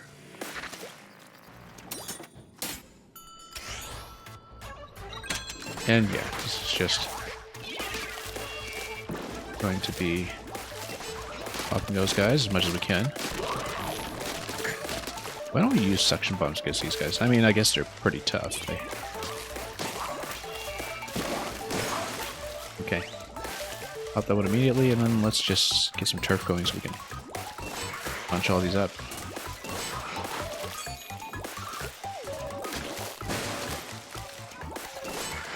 Yeah, the more ground we cover here, the more we can do to... Ooh, that was one big armor break. I guess we could have pursued with the snap as well, but we'll pop that pretty easily.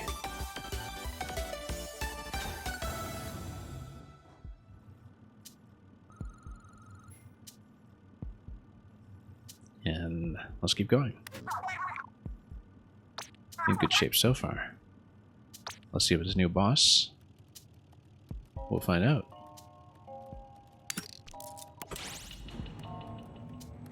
Yeah, feeling much more comfortable once we got a little bit of the mobile recovery going.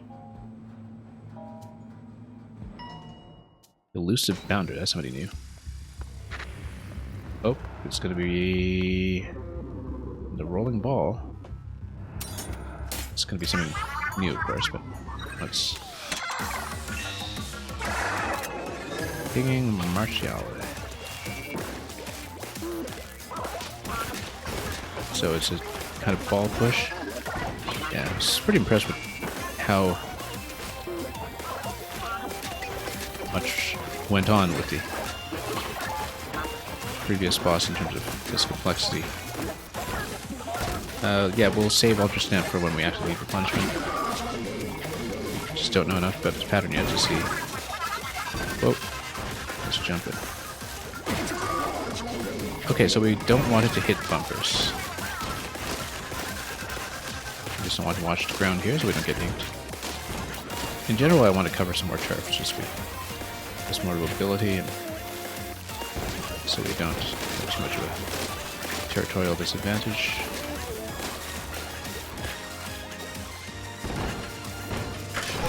So we gotta keep it away from the bumpers. Oh, it's rolling pretty close by. Let's just throw it away. The shell's open. Okay, go, go, go.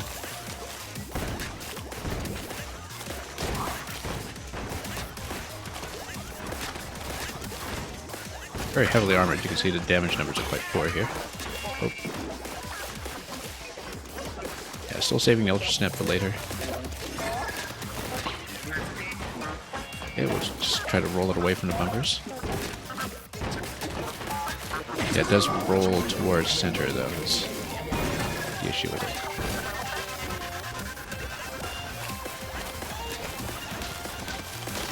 You know what?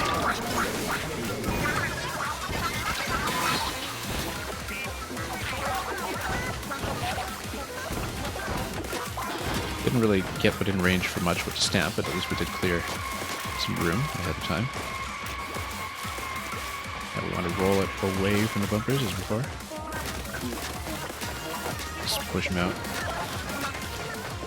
Very interesting combination of the ball rolling mechanic and the boss fight. Get out. Wow, that was a little bit close. I think got stomped pretty hard there. Crack them open? Yeah, okay, now we're doing full damage. Whoop. Okay, if we hit that bumper, obviously we should go ultra step. If we do it. Try to get in close and just clear some space. Look at that.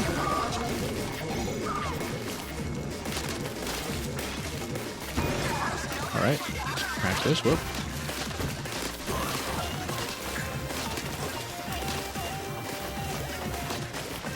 Yeah, right now not having any kind of assistance from Pearl is definitely a hindrance.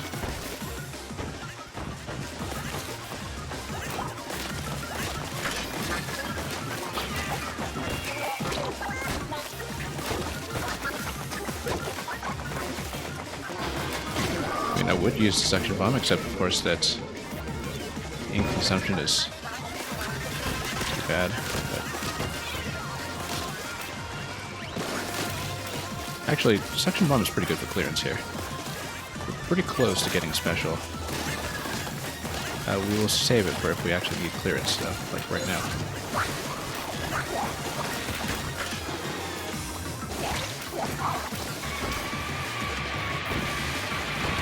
Oh, that's dangerous. Let's not get into his rotation. Okay, that's it. And Derbyshire Wizard waking up has rarely been sweeter. Yeah, this has been great. This has been absolutely marvelous so far, in fact.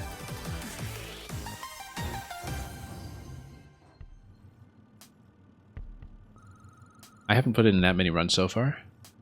My very first run, I fell off the edge on floor 2, which was very embarrassing, but we've since done much better. Record so far, I think, is floor 13.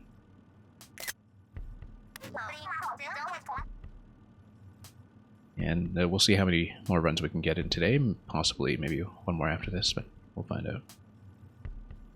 Anyway, floor 10 down. We've still got plenty of floors to go. Okay, vending machine at this point, we don't really need a life necessarily though, so maybe we should continue going for... Actually, we don't have drone powers on her right now. We might just need to take the hit of an easy floor just to get Killer Whale going. Let's take a look.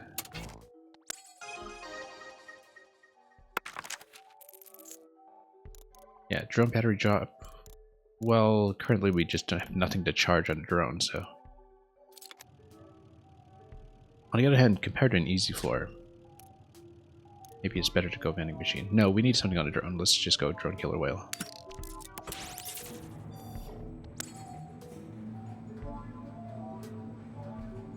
Not the most cost-efficient way to play this, maybe, but having money in rather than money out is probably still useful, so... Alright, let's sing some balls. Infinite 8 balls.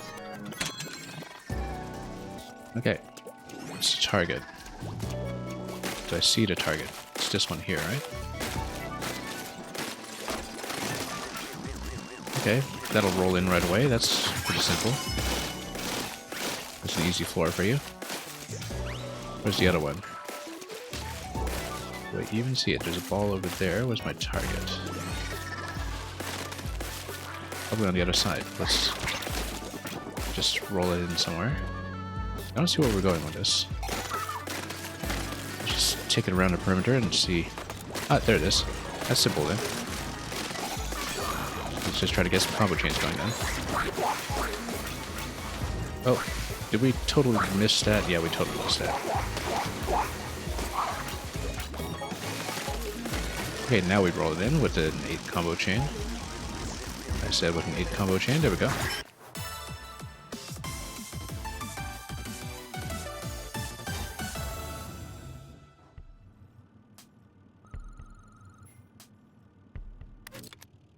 Hindrance damage. I don't know if we're dropping enough ink for that to be worthwhile. Lucky chain window been longer. I guess we are a little dependent on item drops. Poison ink up to 300% though. I think that's going to be beneficial.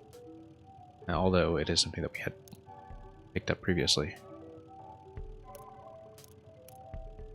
I think we picked up each of these previously, in fact, so maybe going for the chain is a little bit better. No, let's go poison ink just to, you know, get some damage output going.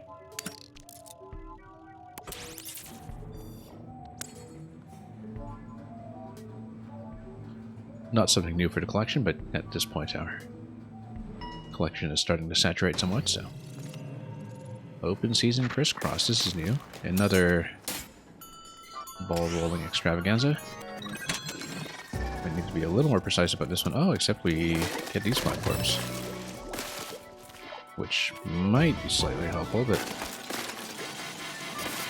yeah, let's just roll everything down this way if we can. Whoa, in trouble. In trouble already. Who's targeting me? Who even is dead?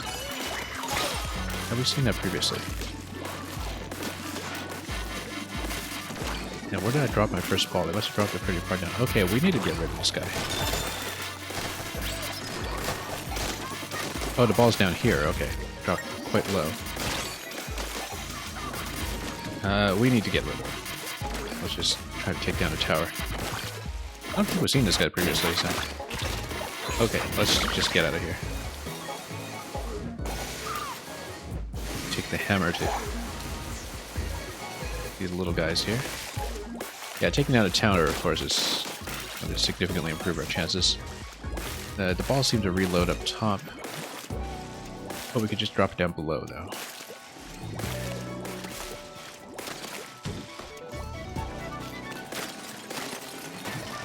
Yeah, the higher position might have been better for this one. That's okay, we'll just find the other ball. Yeah, with a tower down, actually, it's much, much more relaxed. Even though we're not very time efficient at all here. Oh, here's another one. Let's just get Ultra Stamp going and make it over.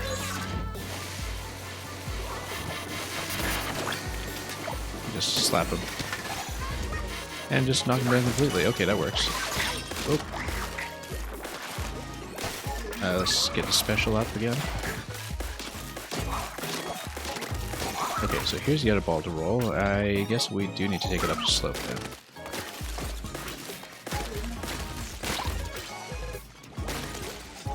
Took me a while to find this, just figure out where we position it with. Okay, actually filling in the disc is nice, and then that slots it in. Okay, 412 clear, that gets me a little closer to current personal best. Sticky ink is new. Decreasing movement speed, that's good. I mean, it is an easy floor. Homing shots. Oh, I like that. For the slosher. 12%, I don't exactly know what the percentage is, but... have we done main coverage previously? Yes, we had. So let's go homing shots, actually. Having 2 or more improves the tracking. I mean, it's a slosher weapon. I don't know if we need to home it in necessarily. Rather than just creating more space, but no, we'll go for it. It's new.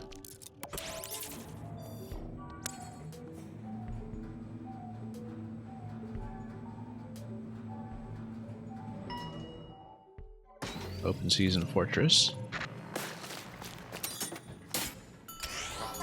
Okay, this is new. After all, Pearl's with me. Oh, yes, she is. Let's just maintain high ground here. For at least a little bit until these guys all come in. And oh, here's another tower. Yeah. We're in a bit of a choke point here. But luckily, everything's coming in from this side. Spoke too soon. Special gauge up. Yeah. We'll take stamp when we need it. We're okay right now. Ink consumption over this guy isn't as bad as it used to be. Oh, that looks like a stamp location for sure.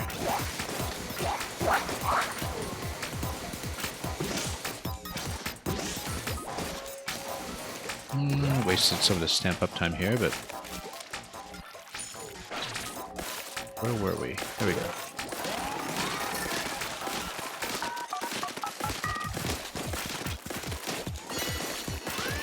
Okay, let's get this going. Homing shot is actually kind of nice if it works on the objective target. Yeah, actually it is quite nice. I do like it. It's a noticeable effect. Let's punish first if we can. Need to play for survivability for sure. And then we're almost there, so again, always have a little paranoia here about watching my back. That's the objective.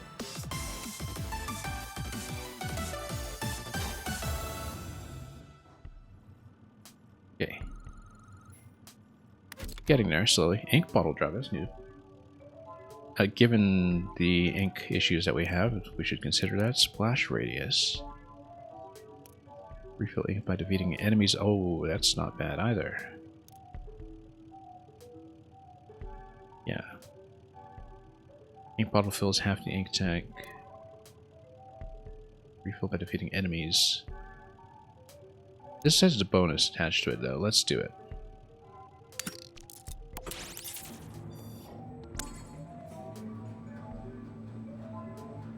Of course, we haven't been doing much to buff damage or anything.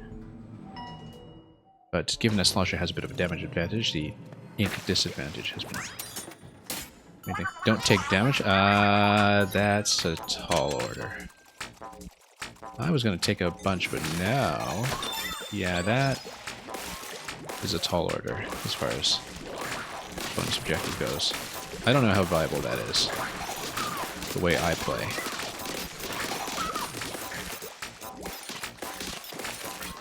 We don't really play that cleanly around here.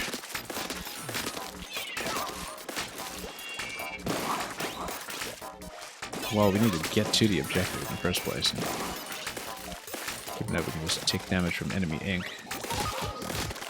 I guess the item pickups are quite nice if we go for that. Where was the objective anyway? Oh yeah, it's all the way down there. Oh, so much for high ground advantage. I guess Stamp might get you into a bit of trouble here with the optional objective, though. That would be naturally wandering straight to the enemy's face. That has caused some potential issues with this kind of objective. Whoa! Oh, this guy. Yeah. Yeah. Guess we're still okay.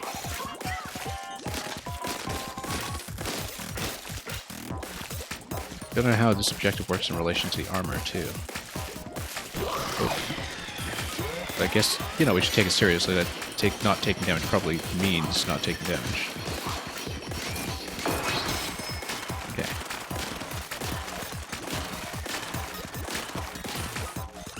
Okay, consumption's still not terrible. We're gonna get into issues over here, though. Potentially. Nope. Oh, okay. No, the more damage you take, the less of a bonus you get. So you don't just lose the whole bonus from taking any damage. You do get a second chance there.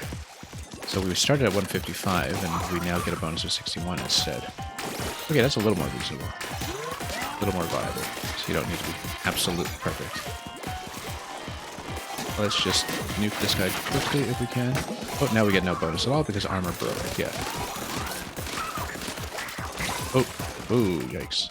That's it for that.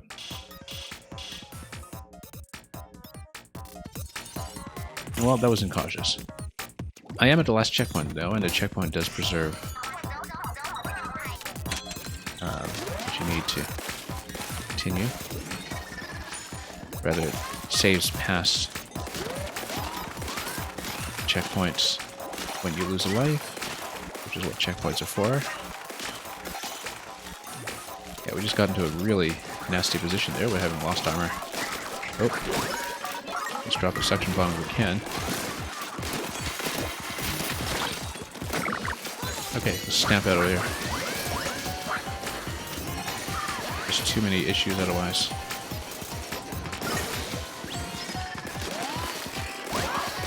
Nope. Get out.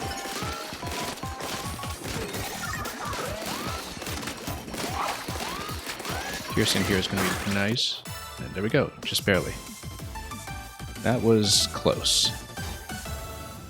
No, we didn't get the guaranteed vendor on 15, so we are going to be on 1 life for some time. No, we're not. We're going to get vending machine right away. We should obviously take it for the life. Although we don't even have splat bombs yet, which is a problem, but we should definitely pick up the life. I wonder if it costs compounds as you buy it. We just paid 60 for the first one, but I guess you can only replenish one at a time, so. Yeah, 150 for the next one. We can afford it. Bombing shots is still good. Sub-weapon is splash wall. No, suction bomb is pretty good actually for getting me out of trouble right now. We're keeping things as is. Let's get the life back up in order. And definitely get homing shots. Oh, you can actually keep stacking them on the same vendor. I think we should be greedy about this. We should just go for it. Yeah, because you have 3 in stock. I see. Yeah. And of course you will only get half the cash back for this one, but yeah, 2 beneficial to pass up on. Let's do it. Again, you would just be down by 5 pearls in terms of cost efficiency. Because we don't know how much longer we're going to last, so we should be greedy about spending at this point. And just dump cash while we can. And yeah, actually, even if you take the vending machine on 15, you do get some pearls as compensation. Only 15 though. I wonder if you do get the full 25 for playing through it. We didn't really pay attention to that. We're past the halfway point.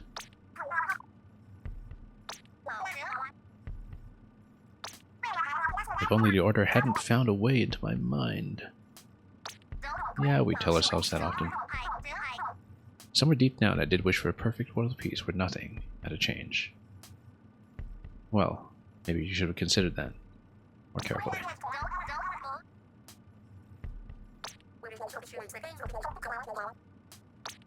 Guess that's what happens when Marine is on the losing side of the final Splatfest. Personally, it's never been in my top 10 fears.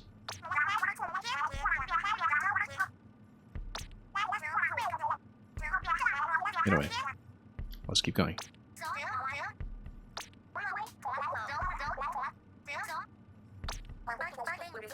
With all of us pitching in, we'll make this right. I mean, Act has just been sitting there and operating the lift so far. We don't know what else she does. Danger on this one. We might as well take the danger on the one that's marked as normal just to get it out of here. Max lucky chain. Oh, it only goes up to 10. Now that we've really gotten far past 8 or something. I would say definitely explosion knockback with danger.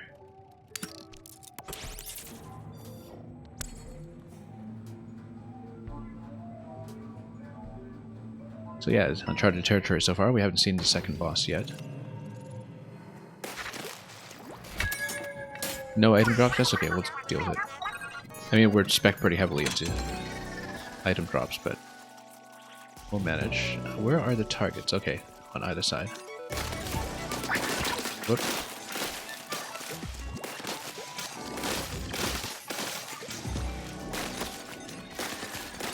Yeah, this one will be an okay initial push. Let's just get it into position. Good. Let's just go for the other one. Yeah, better to take the danger now. I mean, previously the one that we lost on was danger plus rigorous, which I realized only afterwards didn't necessarily need to go hand in hand. Taking them together was definitely a terrible idea. Oh, we didn't actually look at what the target was for this one. Oop. Let's explore a little bit first here. Get some turf going. Yeah, we needed to get it up the hill. Let's get back down and roll the ball. These guys are just going to bounce around a little bit. Get them out of the way, and then start going up slope when we can. Yeah, this ball is way out of position, but we just need to get it. Up the slope. This is fairly clear over here. Okay. And it's just about there. There we go.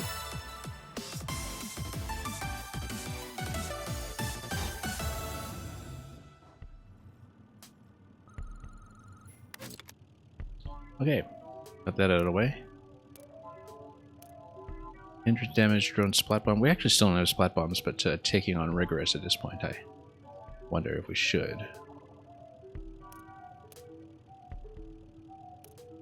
Hindrance damage. I don't know if we're really doing that much turfing though. Well, let's take a look. Have we taken hindrance earlier? I'd like to prioritize maybe getting to 20 to see the next boss so we can unlock something. So maybe we shouldn't play too risky here. We had not taken hindrance previously, so we should, and you know, fill this in the meantime. Let's deal with it. It's still going to be on hard, so we will see. Don't know how far this goes beyond rigorous as well. Springing Jamboree. Oh, it's going to be splat zones. And is it going to be relatively bouncy? Maybe so. You got some crates going on here.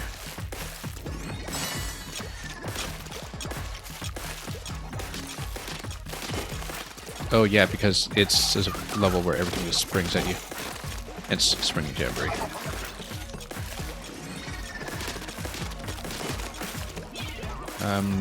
It was just kind of defensively using the suction bomb there. It was kind of unnecessary, but...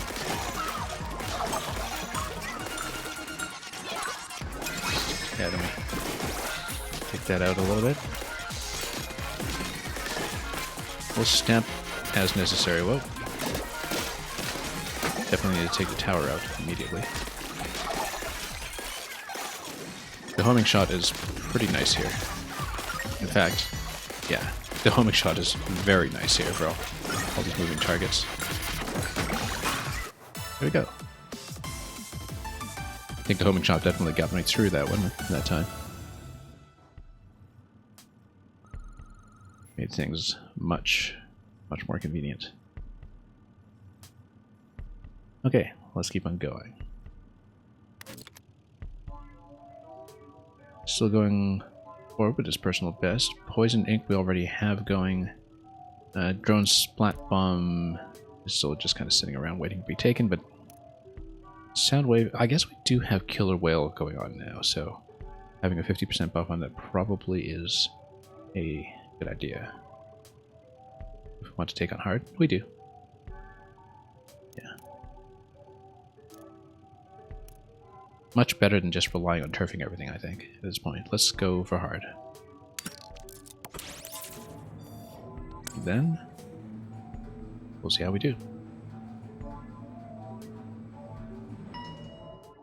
Springing Swarmed, okay. Again, if it's springing all over the place, we are still going to benefit quite a bit here from having the homing shot. And the piercing shot, for that matter. Oop, something behind me? Yeah, that's a problem. Whoa, we're getting crowded out of here. We probably should get some of the item drops going, because, wow, we're in a bad position. Yeah, unfortunately, not enough of an armor jump there. Okay, this might be it. Not in a great position there. Yeah, we just got totally smoked from the back. Having the high ground here, I think, is going to work a lot better. Suction bomb is also going to work a lot better.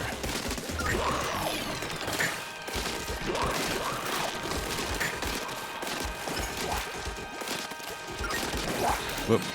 Replenishment, please. Yeah, having some ink replenishment will benefit me substantially. We might be able to take one down right now. Good, good, good. That will clean things up a little bit. And let's go high ground just to get the tower down. And turf this from above, actually. I would still have this position available. Let's get out of here. A moment. Okay, good. Much better. Yeah, too bad about being down my life at this point, but we'll just try to go a little easier for 19, perhaps. And just try to turf our way back up a little bit. Oh, get out. Get out.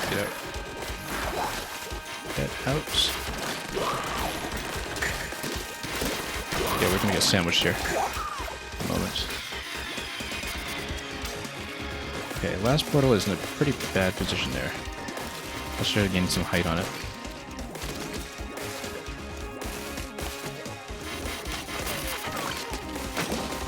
Snipe that a bit. Start pouring.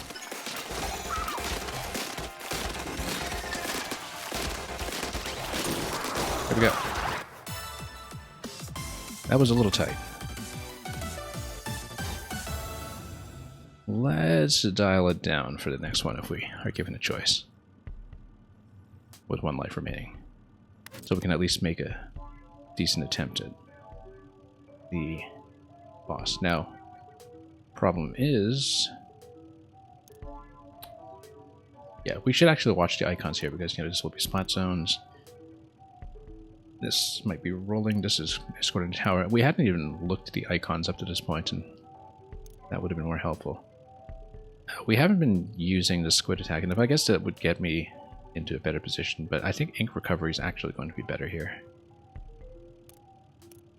And yeah, we're not doing rigorous plus danger. That's going to be a bit ridiculous. Well, there's no easy way out of this. Let's see how we do.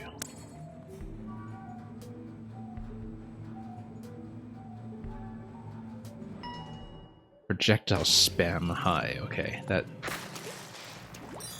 seems auspicious. Inauspicious. Okay, let's get the incline going so we can actually run. Oh, this guy. Okay, we haven't seen this guy before. I don't even know what he does. Projectile. Oh, projectile spam. Yeah, I guess that's what he does. I have no ink. Okay, we need to recover here. Just run away for a bit. Okay. Get him popped. Yeah, we just need turf and ink recovery until we get things back under control. Yeah, splat zones, you need to hold the zone, but the enemy holding the zone doesn't... well, it causes the problem that I need to fill in 80 now instead of 40. We need to hold it for quite a lot longer. But, just go suction bomb on this, and then... yeah, we need to get rid of the projectile spam once again on that guy. It's not a first encounter with this enemy, it's just a bit of a learning curve, that's all. Whoa, okay, torpedoes everywhere. Oh, yeah, they are torpedoes everywhere, that's the thing we need to keep in mind. Okay, let's ink using the stem.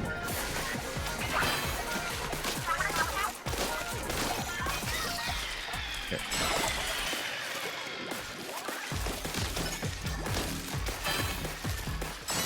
Get the special, obviously. Get the torpedoes out of the way if we can. Oh, we can just pop those in advance so he doesn't fire. Okay, that's much better in fact. It's much better. And then we don't go for containers yet, I think, until... actually we should. Because then, yeah, it freezes those. The CD power.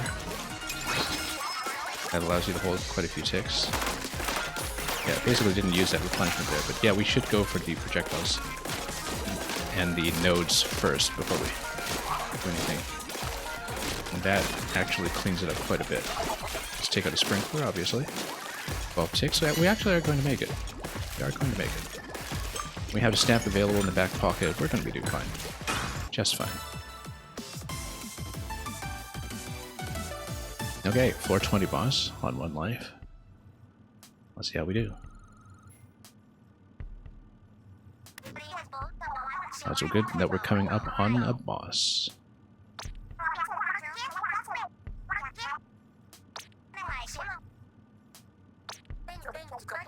There's that unsolicited advice I'm so familiar with.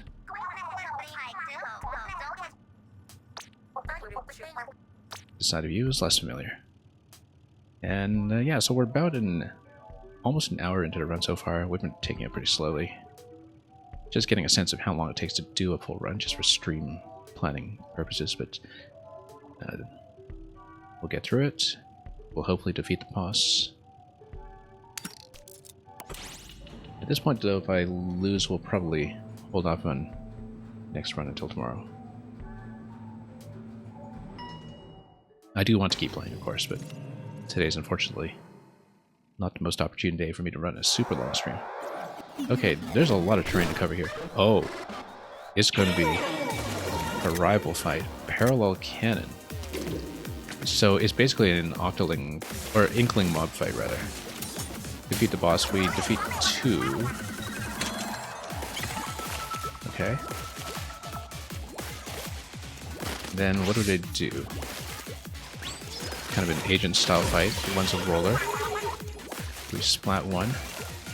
I think we had to splat pretty much a whole squad here, though. Instead we deal with 2 at a time. I mean, it's a boss fight. I expect there's going to be quite a lot more coming. Whoops. Got broken here. Yeah. Claim some turf while we have a second to breathe. Yeah, just phase 1 and then phase 2 and 3. So, we do have Ultra Stamp available. Point sensor, as usual, is probably going to be more beneficial to me than it is to whoever's using a sensor. Point sensor allowing me to just track the enemy myself, actually, is quite nice. We need to get out of here. Let's replenish for a moment. Now, a lot of turf that I need to cover here. Let's figure this out. Don't need to rush it. Okay. Yeah, Slosher with the homing is quite nice. Oh, okay. Let's get out, get out. Yeah, having one on the field actually does allow me to recover for a little bit. But it doesn't complicate the situation too much. Oh, gotta get out. Okay. Okay. Let's turf a little bit here. We still have to stamp in the back pocket. 5 of them. Okay. That's fine. We'll stamp through a few. We can. Go down. Watch out for bombs. Just come back. Cover a bit of territory.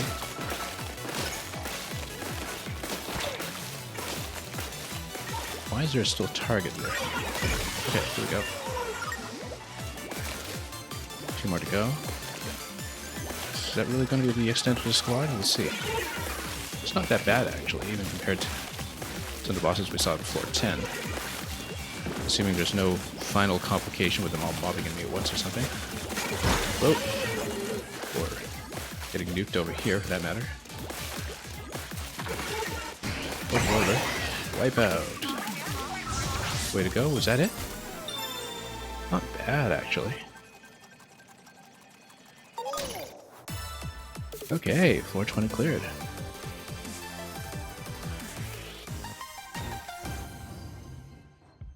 It's a new record. I mean, it's been a new record all this time, given that my previous one was, what, 13? That's our first time past 20. Got a locker key out of the deal. And that boss, though, I love how it's talking about the boss as one boss, just as the standard line of dialogue, even though it was technically 1v8. Big game hunters. Must have made these to stop anyone from ruining its plan. Yeah, because I guess the next boss would probably be the final boss. What mindless puppets, huh? You weren't in a deep sea metro, were you?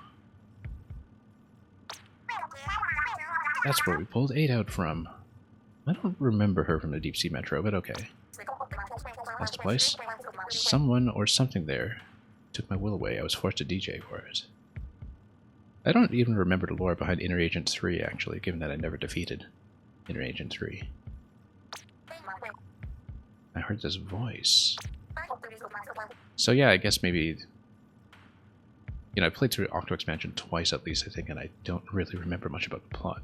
But there's some kind of connection there to the sort of essence of order that we see in this campaign. I can't believe you went through something so awful. Develop the Menverse to restore the minds of sanitized Octarians. As good a reason as any.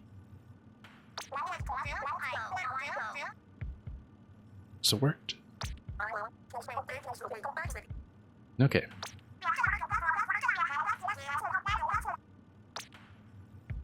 Now, we need the vending machine for the life. We definitely need it. Ink has thankfully not been too much of a problem lately, just given how much replenishment we've stacked. But we need to start getting damage up, perhaps. Anyway, definitely spend, I would say. Even though we have some cash and a life to recover. We'll see how much the cost has mounted from this point, from 60 to 150 to... what is it this time? 210? Okay. Yeah, so it goes up by 60 every time.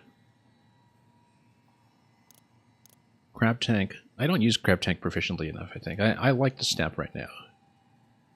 Takes a little bit of maneuvering, but I think it's been beneficial. Drone Gauge Charge will definitely fill this in, I think, and stack it up a little bit. Yeah, again, we don't know how many more vending machines will hit, realistically. Next life replenishment will, at this pace, cost about, what, 270? So let's not spend too much, but I guess if we spend 1,500 here, that still leaves me plenty to work with. So actually, yeah, let's just buy this twice. And get Pearl to do some dirty work for us. We still haven't stacked a bomb on her, though, so we just have to kill a whale going right now. And even if we got... no, we're not going to replace a special right now. I want to stay with Stamp. It gets me out of trouble pretty easily in a way the Crab Tank typically doesn't, so... let's keep going. They won't stock color chips with a pallet is full. Okay, that's interesting. How full is my pallet then? Let me see. Oh, we've got plenty of space. More to the point, we've got more than 10 available slots.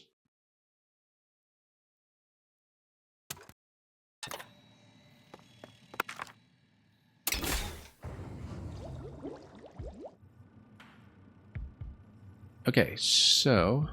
yeah, that's just a vending machine. Let's keep going. We needed to buy, what, 3 lives at this point, so definitely having that extra life buffer has made a substantial difference.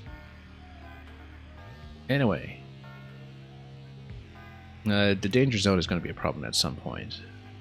But I don't think we should stack it on rigorous. We just got to drone gauge charge. Mobile ink recovery to 8%. I feel like we actually do want that, in spite of the fact that the easy room won't get me much. Yeah. We don't need to cash as desperately at this point, I think, just given that we have a limited number of vendors remaining, eventually. It's just that we do need to deal with danger sometime. Increases damage dealt by sound waves, yeah. Yeah, we're taking it easy this time. Just until we get things under control. But stacking the mobile recovery has been extremely beneficial to the way that I've been playing this. Stack the balls, okay, that's just an easy push. Get this over to the corner, and then we'll just naturally gravitate, and then another one down to the middle. Easy does mean easy. They don't kid around when it comes to that. Oh, these guys are big. What's this all about? We're totally cornered here. Whoa. Oh yeah, I lost a life already. Okay. On the easy room. Yeah, I shouldn't have let myself get cornered like that. That was unfortunate. We just needed to pot this ball. Let's not go out the side, obviously. This is just the entry room. Gets splatted now and it runs over. Yeah, we noticed. Okay. I need to get some room going here. We don't have enough space. I need to create more space. Okay, we need to just make more space. Get more turf going, and then... Yeah, that corner was a total trap. I mean, I guess, you know, even easy isn't going to be that easy at this point, just due to the scaling of floor 20. But we need to cover some territory. Get back the ball eventually, once we find it. Where did it even go? Must be back here somewhere. Where did I deflect that thing? We should have taken a bit of high ground here to vantage point, and also just clear more space in the middle generally, so we can actually have a passage to send it down when we get to it. There we go. Whoop. Let's stamp. Let's stamp. It's too much of a problem otherwise. Yeah, just create some turf. No, we didn't hit anything for quite some time. Where did the ball go? Oh yeah, because the enemies have been pushing it. That's good, those guys have been partly inked at least. Yeah, and they split. Okay, we just haven't seen very many of these. Or any of these, really. And the bomb, or the ball rather, can push through some of them as we go. We just need to get a chance here to roll it through the middle. Yeah, this one took me a little longer than I expected. It does kind of attract its way in.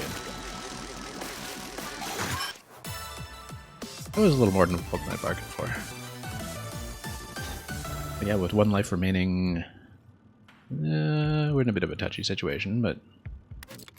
Vending machine. Okay, yeah, we're taking the vending machine. Apparently we don't have anything on Mink Saber's sub, though, which is a big problem. But no, we need a life. We absolutely need a life. Although taking out the danger zone on an easy level might be beneficial. But the thing is, I think we need a life more badly. We'll just have to roll this, because we don't know how many vending machines will roll. We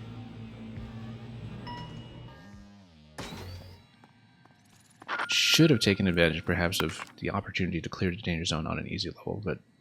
Oh, it goes up to 230, so it doesn't add by 60 every time, necessarily. What is this chip?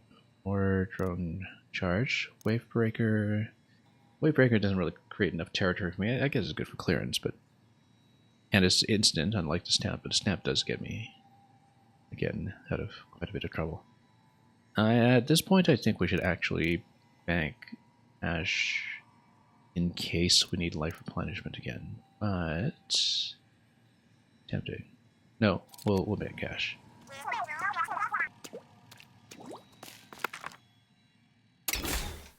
Again, we don't know how often we'll roll the machine, so... Okay, danger zone is still kind of kicking around. A drone killer whale we already have, but we can reduce mobile special charge. That might be good. Put a stamp. I think we should actually get rid of the danger zone, though. Put a lucky chain window.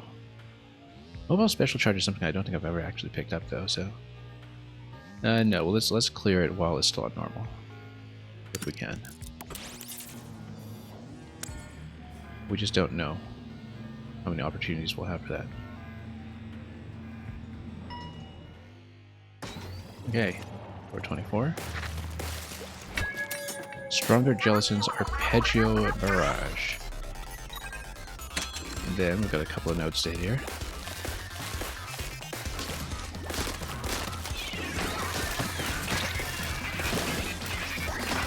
Yeah, oh yeah, that's a problem already.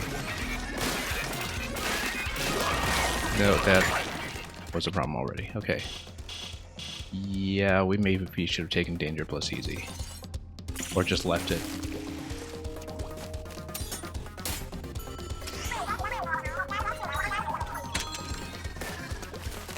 This might be it. Of course, they're mobbing me in this location simply. We need to create more turf. We need more territory to run. And then get away on the incline.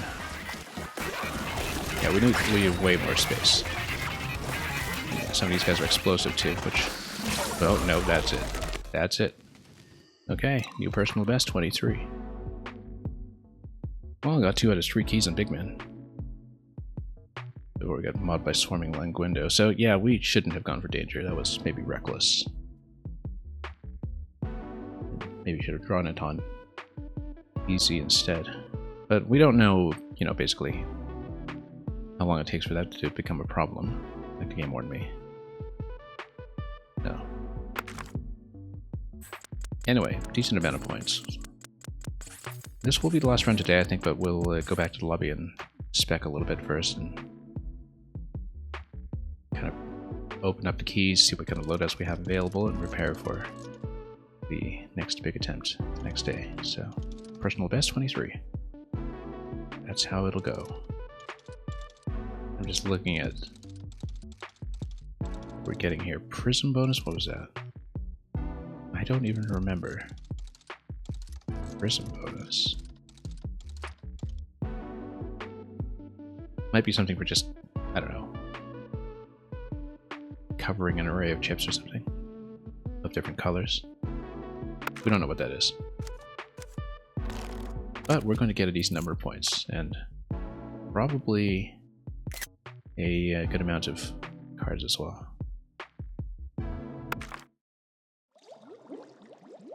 In terms of new discoveries. So let's take that first of all. Splatted by the little guys. You never notice them until it's late. Oh, I noticed them. We noticed them alright. But yeah, we basically filled in the whole enemy set we know of so far, but perhaps there are... Well, I mean, we filled in everything on the page. Does that mean that's it for the mini-bosses, though? I don't know. Seems like it's got a lot more to fill in when it comes to bosses, given that we haven't seen the final one, and yeah, we just don't know how many more we'll draw here between the 3. Towering Nobilmente. Yeah, taking the tower on the head, obviously. Homing Arpeggio. Oh yes, that's right. So that's just a homing missile. So this guy basically takes up 2 slots because we have the missile as well as the launcher spawning Accordo. Loves living in scenic elevations. And yeah, we know that we should take out the seas first. We discovered that the hard way for sure. And we've noticed him getting faster and more aggressive when left alone. Yeah, we're just in a bad position there, combined with the danger buff on the enemies.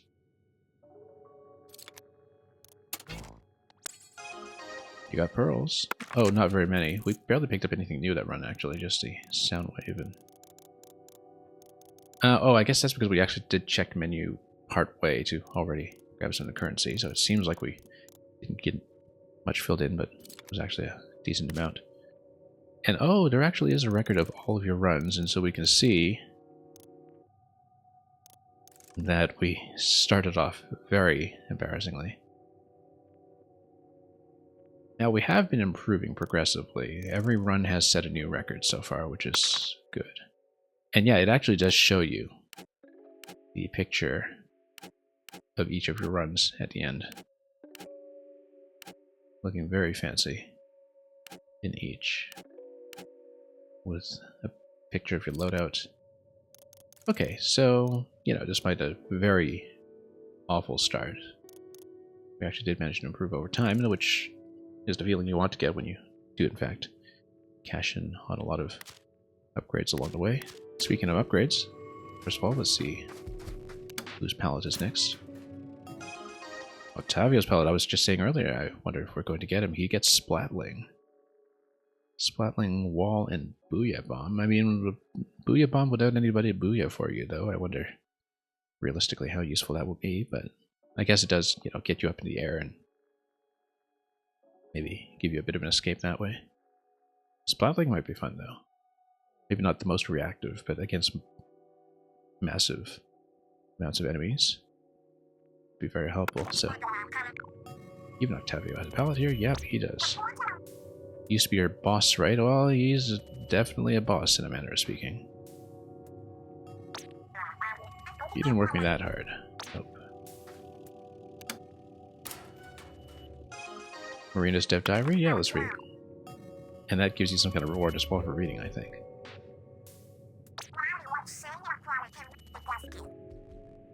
Why not try out a palette we don't have any keys for yet? Yeah, especially because, you know, if you only have a max of 3, then you don't want to take one where you've already obtained 2, like the Slosher, and hit 2 bosses with that.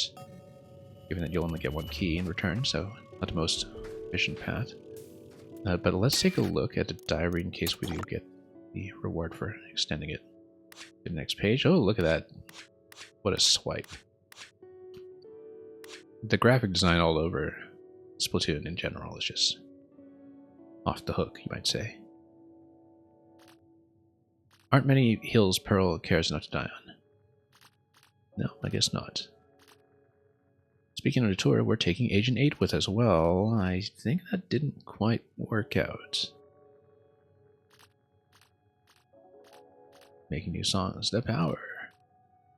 Finished the prototype of the virtual world I'm tentatively calling the Memverse. Just starting with Inkopolis Square, of course, and it sits around as DLC Wave 1 for a little while. In theory, a temporary storehouse for memories. Yeah, again, we still know nothing about Kamabo Company. I think it was mentioned earlier in connection with being exploited if you were an Octoling. The name is not familiar to me anyway. This was 2 years ago, and this was 4 years ago. So yeah, Final Fest, I mean, what is it right now, 2024, Final Fest 2020, that seemed to line up, I think. 2 years ago. Sort of within a memory of development time here. Oh, and we got a sticker for it, that's what it is.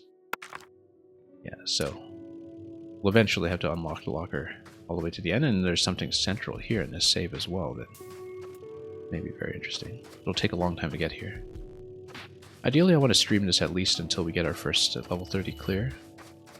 After that, I don't expect to be streaming all of my time with this game, just given how much content there is potentially, but we'll see how much is realistic to do. Anyway, 197 to spend, let's take a look. Yeah, we should actually extend Pearl's versatility at some point. Continue. Pay Membucks to keep going after losing all your lives. That might be more cost efficient at max lives.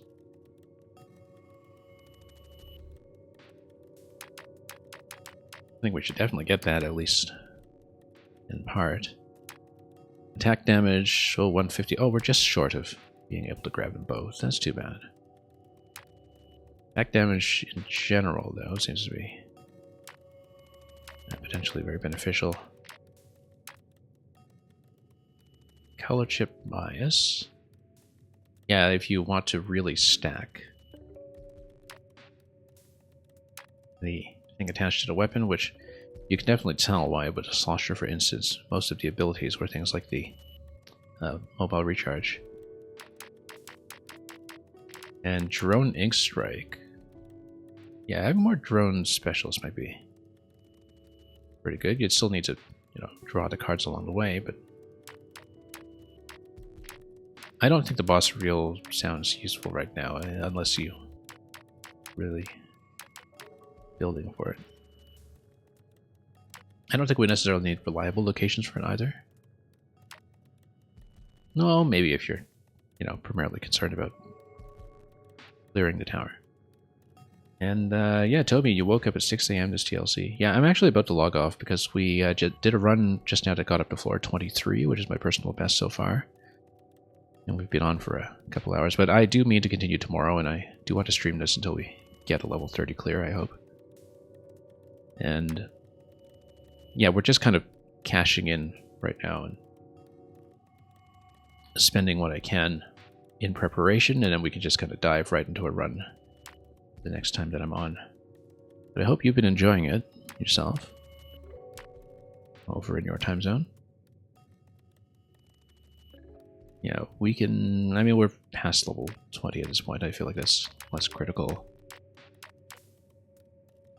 And we haven't really been hitting vending machines often enough for cash to really be the issue, I think. So we should just work on some of the basic stuff. Continue is nice, but I think we kind of need to be stronger on the field during a single attempt. That's with paying membucks. And I wonder if it just pops you back to 2 lives. I guess that would be cost efficient. Let's take it just in case. But oh, 3,000. Yuck. No. That is hardly affordable unless we're kind of deep in late game. You get 90 off of this. Was there something that we could get for 100? 150 for enemies. That's 1.2. Broken armor speed is generally okay, but I guess we didn't actually spend that much time alive with broken armor. Triple armor might not be bad. Damage reduction. Yeah, at this point we're really kind of getting into diminishing returns with some of this stuff. I think we should just go straight for attack damage then. I mean, 2 lives was pretty viable up to a point. Usually if we started losing, we'd be losing both our lives on the same floor, typically, because the floor itself was being a problem. Your best has been 10. Yeah, I don't know how many attempts you put in then. I've only put in 4 runs so far, but we improved every run, and we had a good, strong run with a slosher just now that got me up to 23, so... we will take attack damage, I think. Because, yeah, I mean, we didn't really build very effectively into damage in that last run, and that was definitely impactful.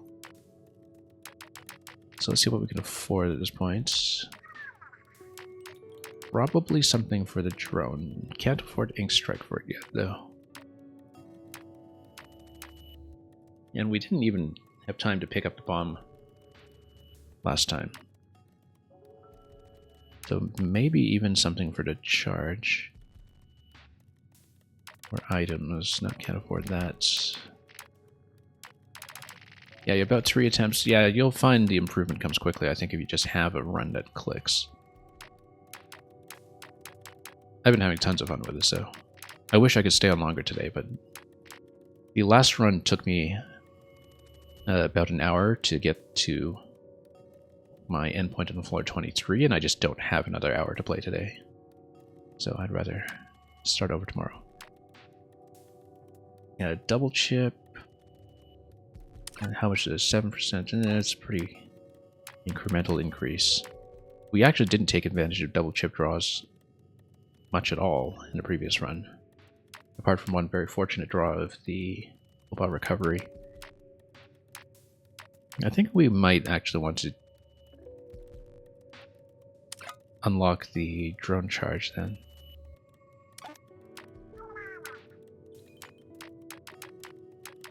Yeah, no point in getting more action slots when we only have, well, what we have right now. First bomb, sprinkler, Inkmine.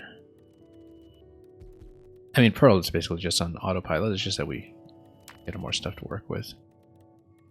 I think we'd go for the charges. That would make the most sense. Let me just check these up here. Either that or we just continue banking up. No, we go for the charges. Splat charge or turf charge? I guess if you're kind of in trouble... well, the thing is, the more turf you cover, the more that diminishes. Let's go splat charge.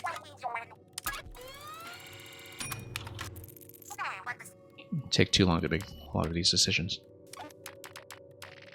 Yeah, double chip rate might have been fine too, but again, that's something that kind of compounds with time. Okay. 17, we're not going to get anything with that. And yeah, next time I think we will actually try splatling. We might as well just kind of change up to that in advance, since that's the only thing we haven't tried. Yeah, so far I think Brella has actually been the hardest one to play, as we might have expected, but we didn't get enough time to really spec into it properly in the runs that we put in.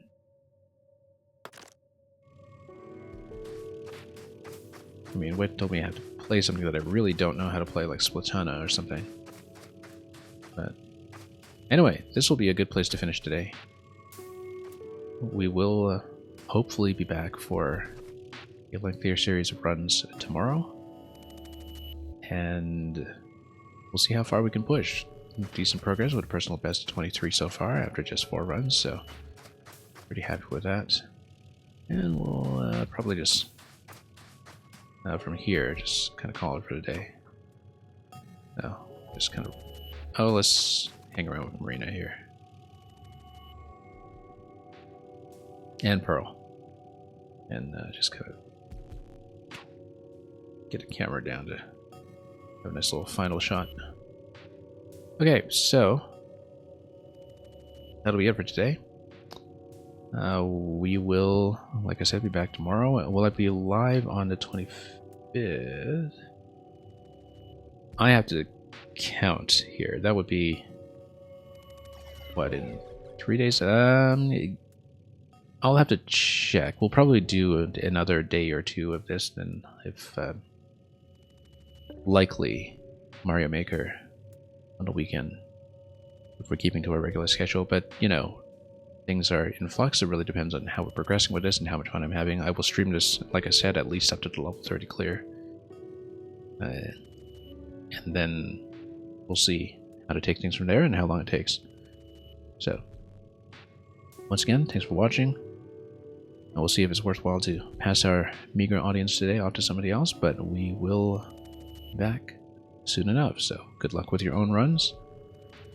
Thanks so much for dropping by, and enjoy your ascent up the spire. Until then, and until we meet at our next destination, have a wonderful day ahead of you, and above all, fare thee well.